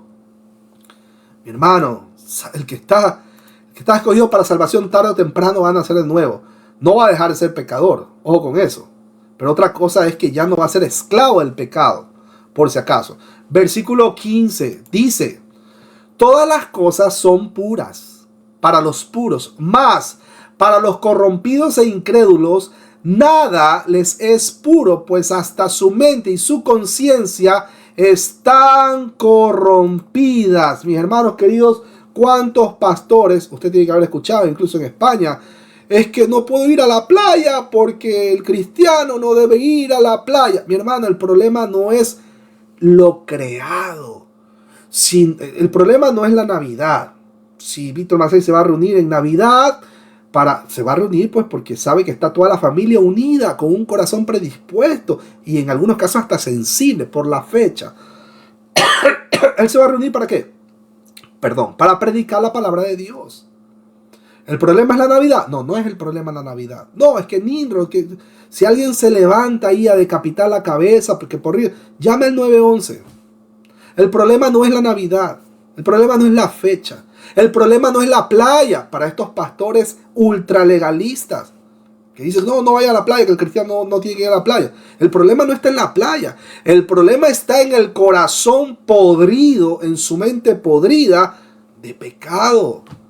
Si usted es débil, amigo, hermano, pastor, que está escuchando esta transmisión, si usted es débil en sus convicciones, o si usted es débil cuando va a la playa, pues no vaya a la playa usted. Pero no condene al hermano Matías Almada, que va a la playa con su señora esposa a tomarse unos mates, porque mi hermano Matías es de Argentina.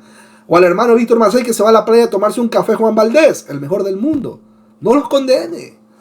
Seguimos, mis hermanos queridos. Cuando el texto menciona para los puros todo es puro, los judaizantes a los que acababa de referirse ponían una serie de limitaciones para evitar la contaminación legal.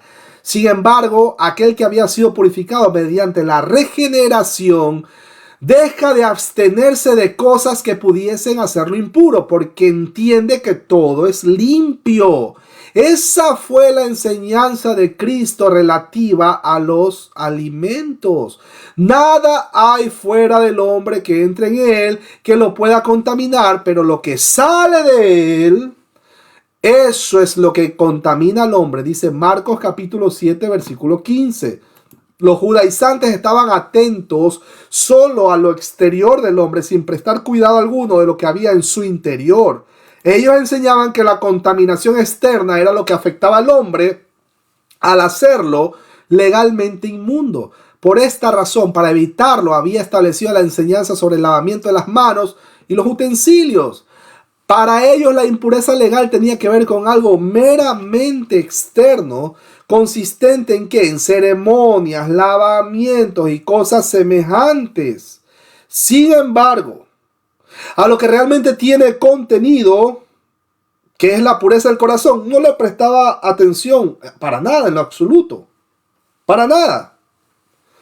Pero lamentablemente para ellos la limpieza interior es lo que tiene importancia para Dios, para ellos. En su desviación sobre la verdad, advertían a la gente sobre la prohibición de comer alimentos llamados inmundos, considerándolos como un grave pecado. De igual manera, la tradición había añadido el lavamiento de las manos porque, según su sistema de pensamiento, contaminaba los alimentos. Todo aquello que se usaba a las tradiciones de los fariseos eran alimentos considerados aptos para comer. Los restantes eran llamados comunes. Mi hermano, yo no he visto, y siempre lo menciono, yo no he visto un judío ortodoxo, o hablemos mejor, ya que estamos en la línea de pensamiento, o un judaizante que dejando de comer carne de cerdo se le va a quitar lo inmoral. O comiendo comida kosher, lo que es la comida que comen los judíos, pues los va a hacer más espirituales. O les va a arrancar el pecado o las ganas de pecar de raíz. ¿Usted ha visto eso, mi hermano Víctor Macei? Hágame así con la cabeza para que diga no. ¿Usted ha visto eso, mi hermano Matías Almada? Yo no he visto eso. Por supuesto que no. La enseñanza de Jesús tuvo que causar una profunda impresión en el auditorio cuando dijo que lo que hace impuro al hombre no es lo que come, sino lo que hace. La purificación ritual es puramente artificial porque lo único que importa es que el corazón esté purificado por el nuevo nacimiento. Así que en ese sentido, para quien es limpio, todas las cosas son limpias. La palabra todo aparece al inicio de la oración griega como un énfasis y es probablemente una relación con el ascetismo tan común en las tradiciones filosóficas griegas.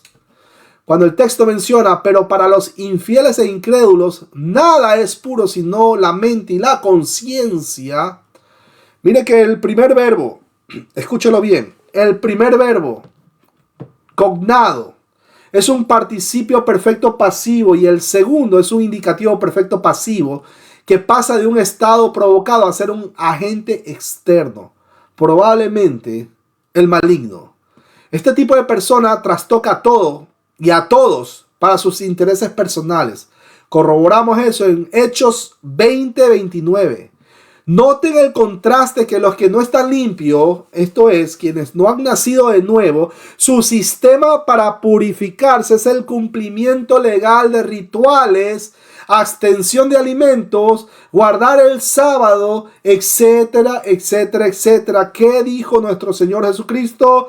Lejos de mí, nada, absolutamente nada podéis hacer. Y obviamente, como es una persona que no ha nacido de nuevo, no tiene un corazón regenerado, todas las obras o intentos de cosas buenas para intentar agradar a Dios, que dice la Escritura en el libro de Isaías, son como trapos de inmundicia.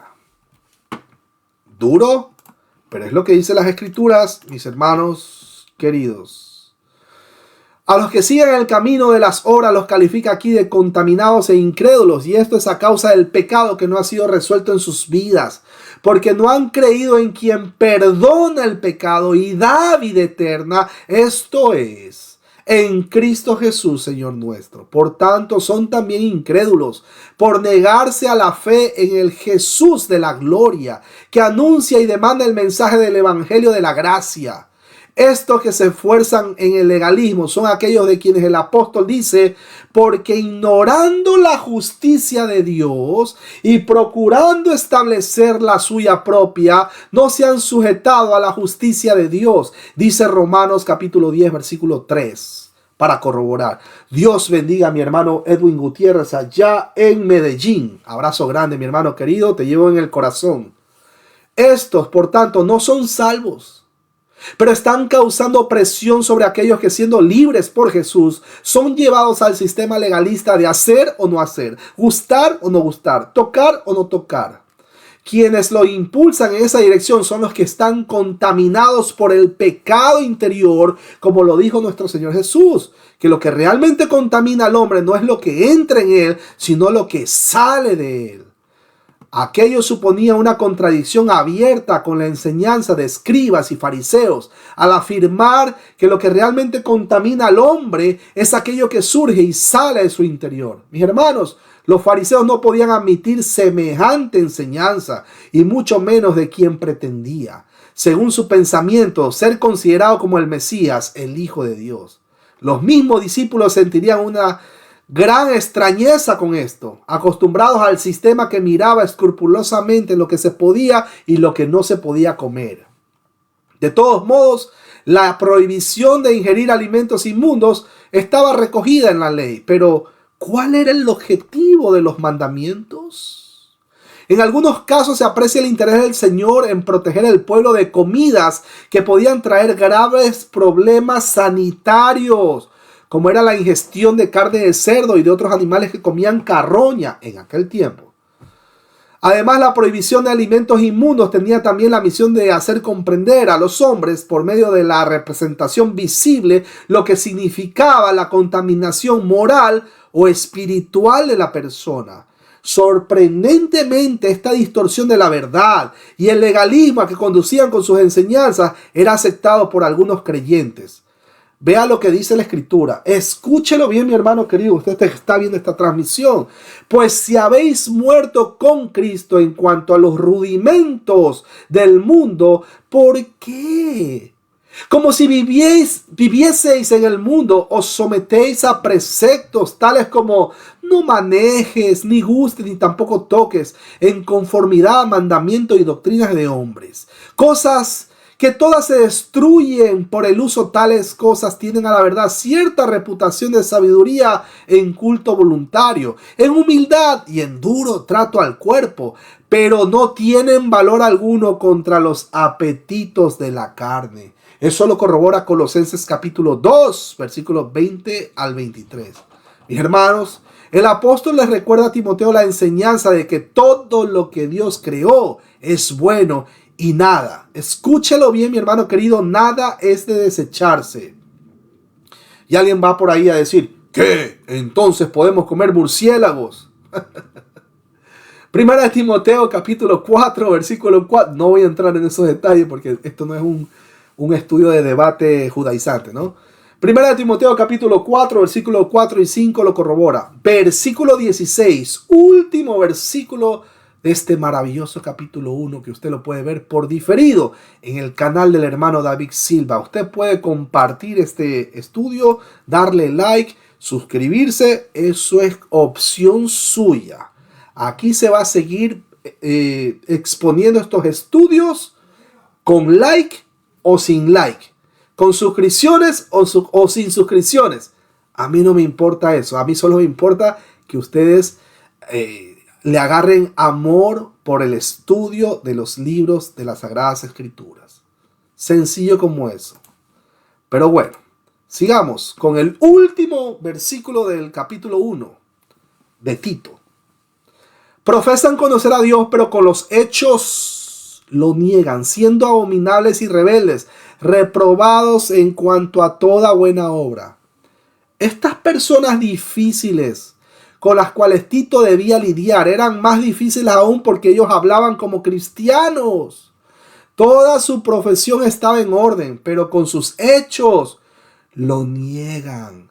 No podemos simplemente dejarnos guiar por lo que una persona dice o predica. Debemos también ver en cómo ellos viven o cómo es su comportamiento con los demás hermanos.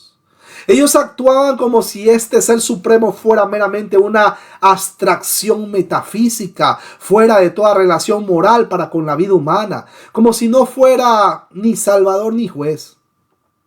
Siendo abominables y rebeldes, reprobados, escuche esa palabra que fuerte, reprobados en cuanto a toda buena obra. Estas son palabras fuertes, pero Pablo les decía muy en serio. Estas personas difíciles probablemente pretendían tener una espiritualidad más elevada que la de Tito o cualquiera de los otros líderes piadosos. Pero Pablo miró justo a través de su fachada espiritual y quería que Tito y todos los cristianos en Creta pudieran ver a través de ella también. La palabra abominable mantiene la idea de contaminado por idolatría. Cuando el texto menciona reprobados, y vamos a ver esto de aquí previo a las preguntas, la palabra del antiguo griego es adokimos. ya que era utilizada en muchas diferentes maneras. Primero, era utilizada para describir una moneda falsificada. Segundo, era usada para describir a un soldado cobarde que fallaba en la batalla. Tercero, era usada para un candidato rechazado para cargos de elección popular, adóquimos. Y cuarto, era usada para piedras rechazadas por los constructores. Si una piedra tenía una imperfección suficientemente mala, era marcada con una A mayúscula, o sea, una A de adóquimos, y puesta a un lado como inservible. Mis hermanos, que Dios nos guarde de ser adóquimos. Y habiendo terminado el capítulo 1 de este maravilloso libro de Tito, vamos a proceder, mis hermanos queridos, ¿qué les parece? A las preguntas y respuestas. Y puedo empezar, no sé, vamos a ver con mi hermano Matías Almada. Pero espérese, mi hermano querido. Antes quiero enviar un saludo a mi hermano Dani Acevedo. Un abrazo a la distancia, mi hermano. Lo llevo en el corazón, siempre.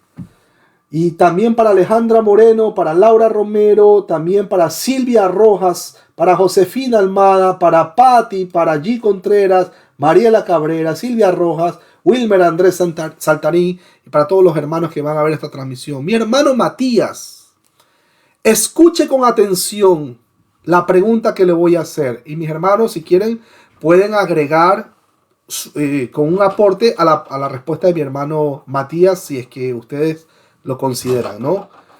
Mi hermano Matías, escúchelo bien. ¿Cuál de las siguientes opciones usted considera que es bíblica respecto a los requisitos de obispos o pastor, como lo quiera llamar? Opción 1. ¿Tiene que Dios haberle hablado en un sueño o al menos haber tenido una visión? Opción 2. Debe ser un varón íntegro de corazón. Esto es, que lo mismo que predica es lo mismo que debe vivir, no solo dentro de su hogar, sino también fuera de este. Opción 3. Debe ser amigo de algún pastor de sana doctrina y tener al menos una propiedad física para que pueda recibir a los invitados. Opción 4. Todas las opciones anteriores. Cuéntenos, mi hermano Matías Almadas. Bienvenido a interactuar mientras me tomo un café, Juan Valdés, el mejor del mundo. Bueno, bendiciones para todos los hermanos que están conectados y los que se van a conectar, a lo que van a ver después en diferido. Obviamente la opción 2 es lo que la palabra lo dice, ¿no? De ser, bueno, irreprensible, marido de una sola mujer, no que Dios me habló en un sueño, ni que nada por el estilo. Obviamente la opción 2.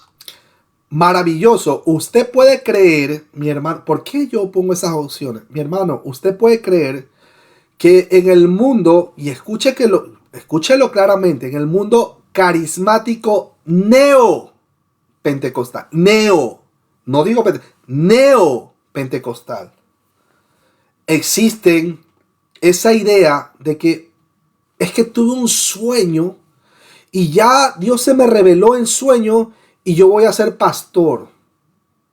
Y también mi hijo va a ser también el que toca la guitarra. Y mi hija va a ser la que recoge la ofrenda. Y mi otro hijo va a ser el lujier, el que va a ayudar a que se siente. Y mi otra hija va a ser la que va a estar filmando ahí para salir en vivo y en directo todos los domingos 10 de la mañana. Por eso es que esas opciones están ahí. ¿Usted puede creer que eso existe? Pues créalo, mi hermano querido. Por eso hay tantos errores. Y por eso, mi hermano querido, yo arranqué este estudio mencionando 1 Timoteo capítulo 5, versículos 21 y 22. Apúntelo, ténganlo en mente. Y dice, te encarezco delante de Dios y del Señor Jesucristo y de sus ángeles escogidos que guardan estas cosas sin prejuicios, no haciendo nada con parcialidad. No importa pongas con ligereza las manos a ninguno, ni participes en pecados ajenos. Consérvate puro.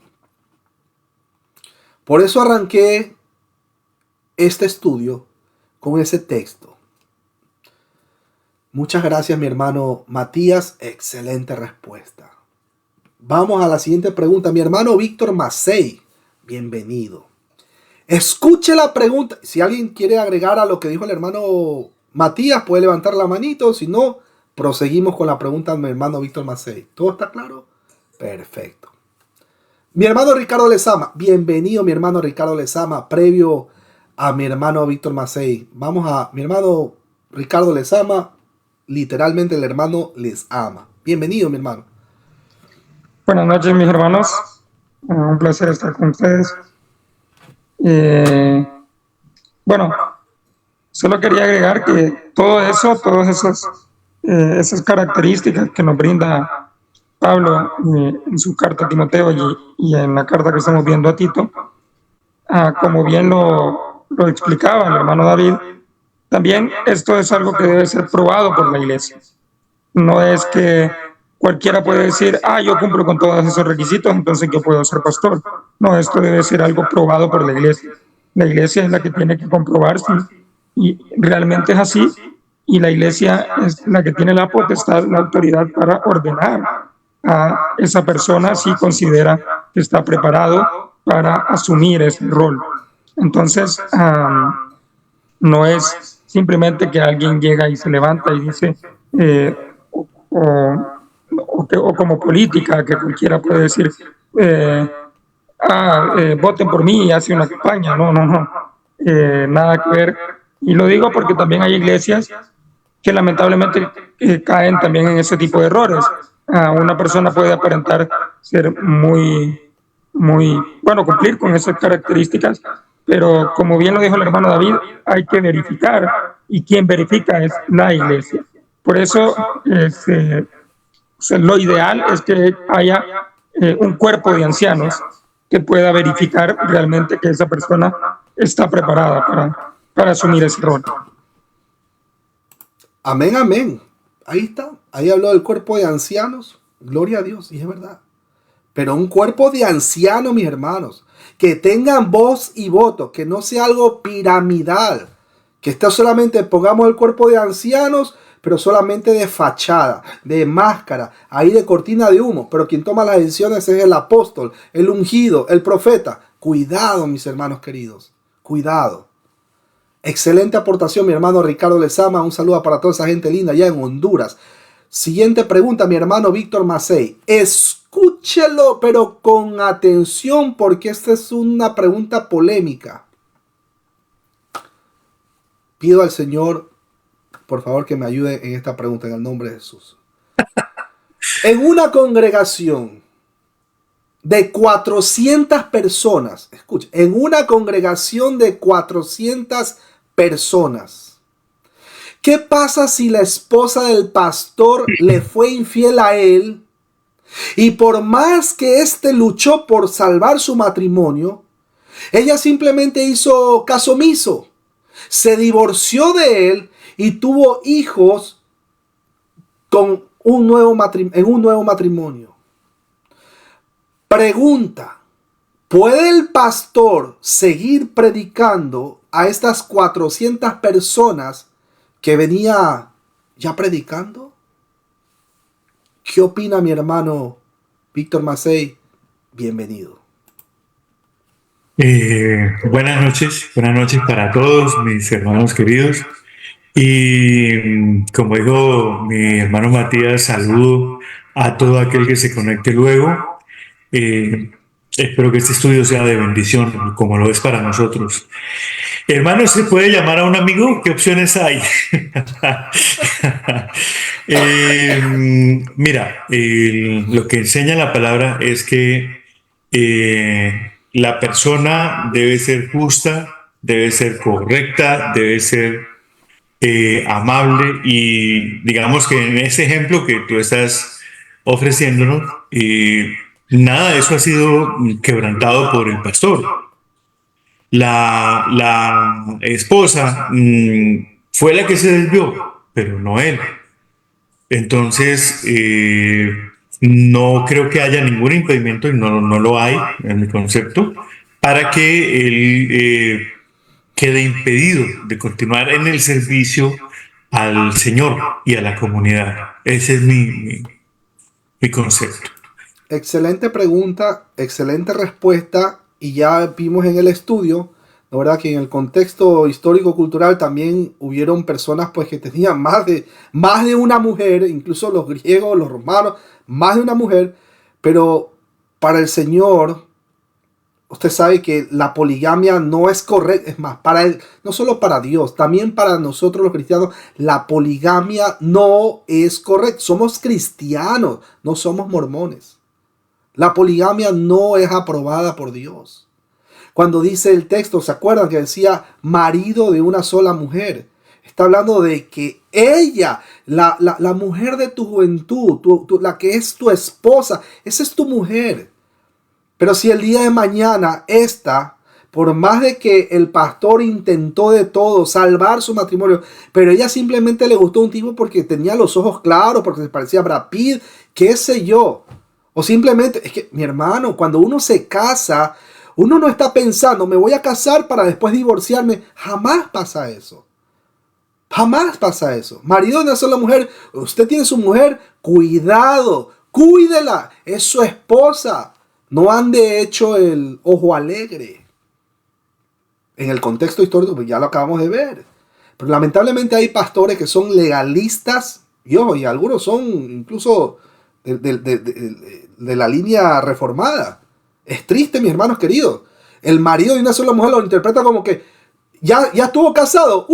Ya ese es papel quemado, eso olvídese. Ya hágase cristiano nomás, pero ¿sabe qué? Olvídese del púlpito. Eso ya no es para usted. Oye, pero ella fue la que me fue infiel. O sea, ella hizo con su vida lo que quiso. O sea, yo quedo libre. Entonces, olvídese. Ya es papel quemado. Pasando por encima incluso de 2 Corintios capítulo 5, versículo 17. Mi hermano, hay gente así con esa doctrina. Y oramos por personas que... vea, oramos, mi hermano querido. Oramos. Pero gracias por la respuesta, mi hermano querido.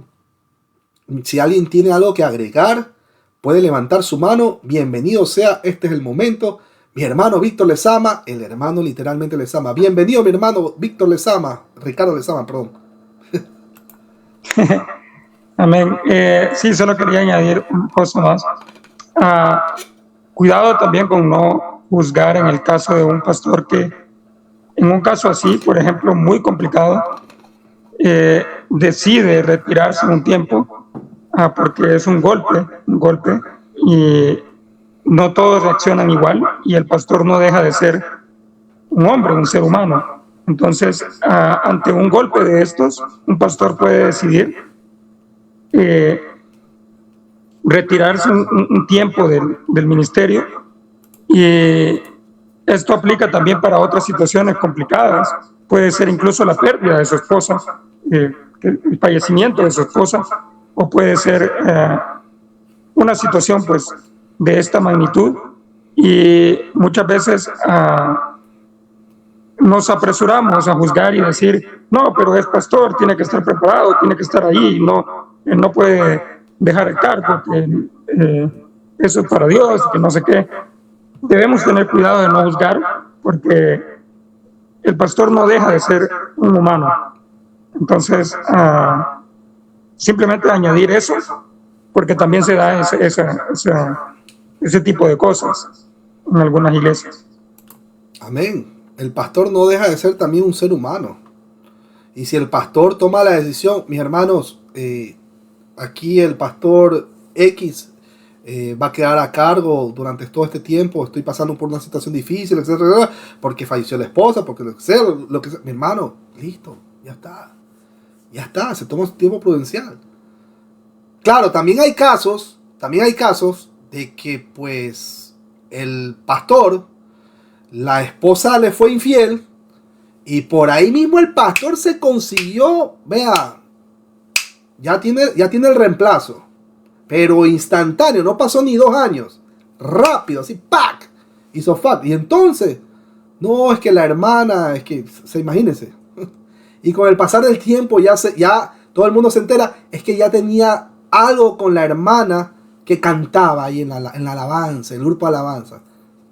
O sea, imagínense. Pero bueno, ese es otro tema que ahí no vamos a entrar en detalles.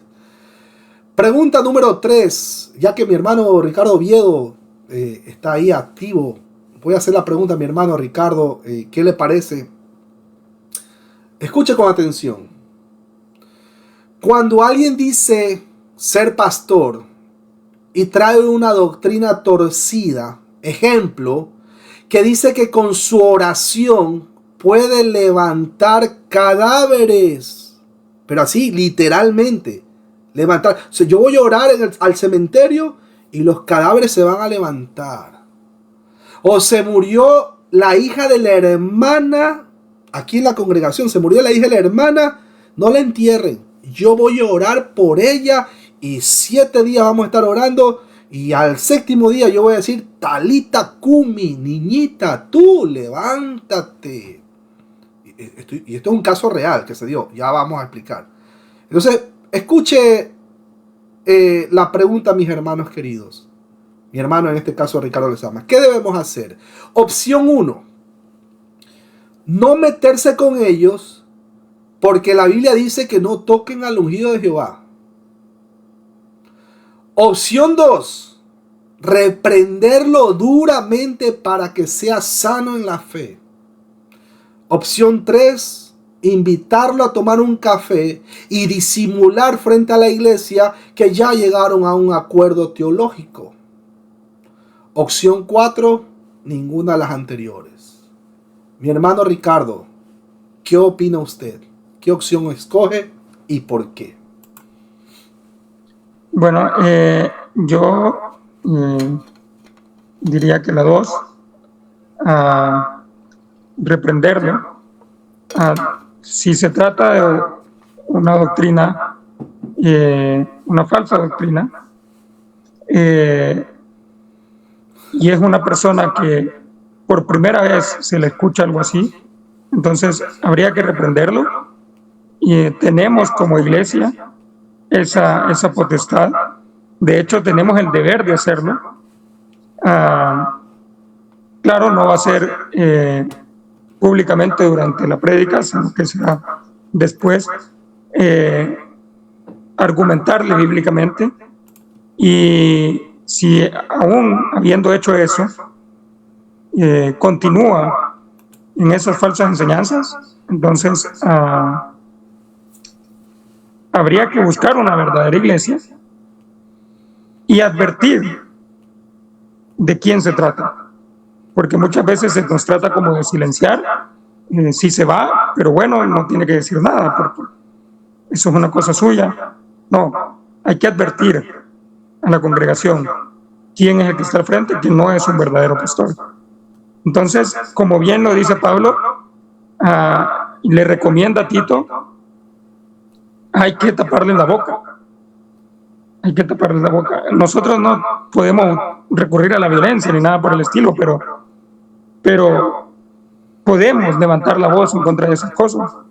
Ya si la gente entiende o no, pues eso ya no nos compete a nosotros, pero podemos levantar la voz y decir, esa persona que está ahí no es un pastor, argumentar bíblicamente y exponer esas falsas enseñanzas que está promoviendo.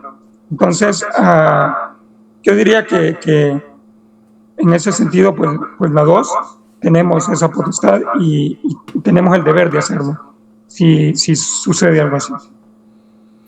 Amén, amén. Mi hermano Birlep, si quiere agregar algo, usted me dirá, o si no, mi hermana Rubí, si quiere agregar algo, bienvenida también. Mi hermano Mario Torres, puede levantar la manita, habilitar su micrófono. En caso de que no haya nada, me avisan y procedemos a despedirnos. ¿Está ok? ¿Quedó claro? Bueno, damos gracias al Señor. Vamos a agradecer al Señor. Así que mis hermanos, ahí donde estén. Amado Padre Celestial, gracias te damos en Cristo Jesús, por Cristo Jesús. Te damos gracias por este estudio que tú has permitido. Te damos gracias porque Tantas cosas que hemos aprendido esta noche y venimos aprendiendo desde la transmisión anterior. Entendemos lo difícil que es encontrar personas que verdaderamente quieran servirte de manera honesta, sin esperar nada a cambio.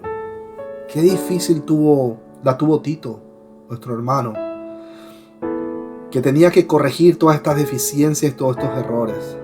Padre Santo, te oramos por todas aquellas personas que verdaderamente quieren servirte de manera honesta, que cumplan con los requisitos aquí en este capítulo, que verdaderamente sientan ese deseo, anhelan ese obispado. Solo tú conoces los corazones. Hay tanta gente, amado Padre, que sabe las escrituras de tapa a tapa hasta los mapas, pero su único interés son cosas que benefician a su vientre y a sus bolsillos. Tú sabes, Padre, los corazones, conoce hasta lo más profundo de nuestras intenciones. Te rogamos, Padre Santo, si existe algo que no está acorde a tu voluntad, quítalo, arráncalo de nuestro corazón, de nuestro ser, de nuestra mente. Ayúdanos a mantenernos firmes en la fe y que podamos seguirte sirviendo de manera honesta, sin esperar nada a cambio. Te oro por las personas, Padre Santo, que no han visto esta transmisión y que la van a ver por diferido. Padre Santo, ahora vamos a proceder al descanso temporal. Si es el descanso eterno, pues solo tú sabes dónde vamos a abrir nuestros ojos después de esta vida. Gracias, Padre, por todo lo que has hecho por nosotros y por todo lo que no has permitido que pase en nuestras vidas, porque tú sabes si nos conviene o no, solo tú. Gracias te damos en el nombre de Cristo Jesús, Señor nuestro. Amén, amén y amén. Mis hermanos queridos, muchas gracias a ustedes por esta participación. Nos vemos en una próxima transmisión, capítulo 2 de Tito, si el Señor lo permite. Así que bendiciones. Un abrazo a mi hermano Mario Torres. Mario Torres. Bendiciones para todos. Bendiciones. Bendiciones a todos. Bendiciones. Ones.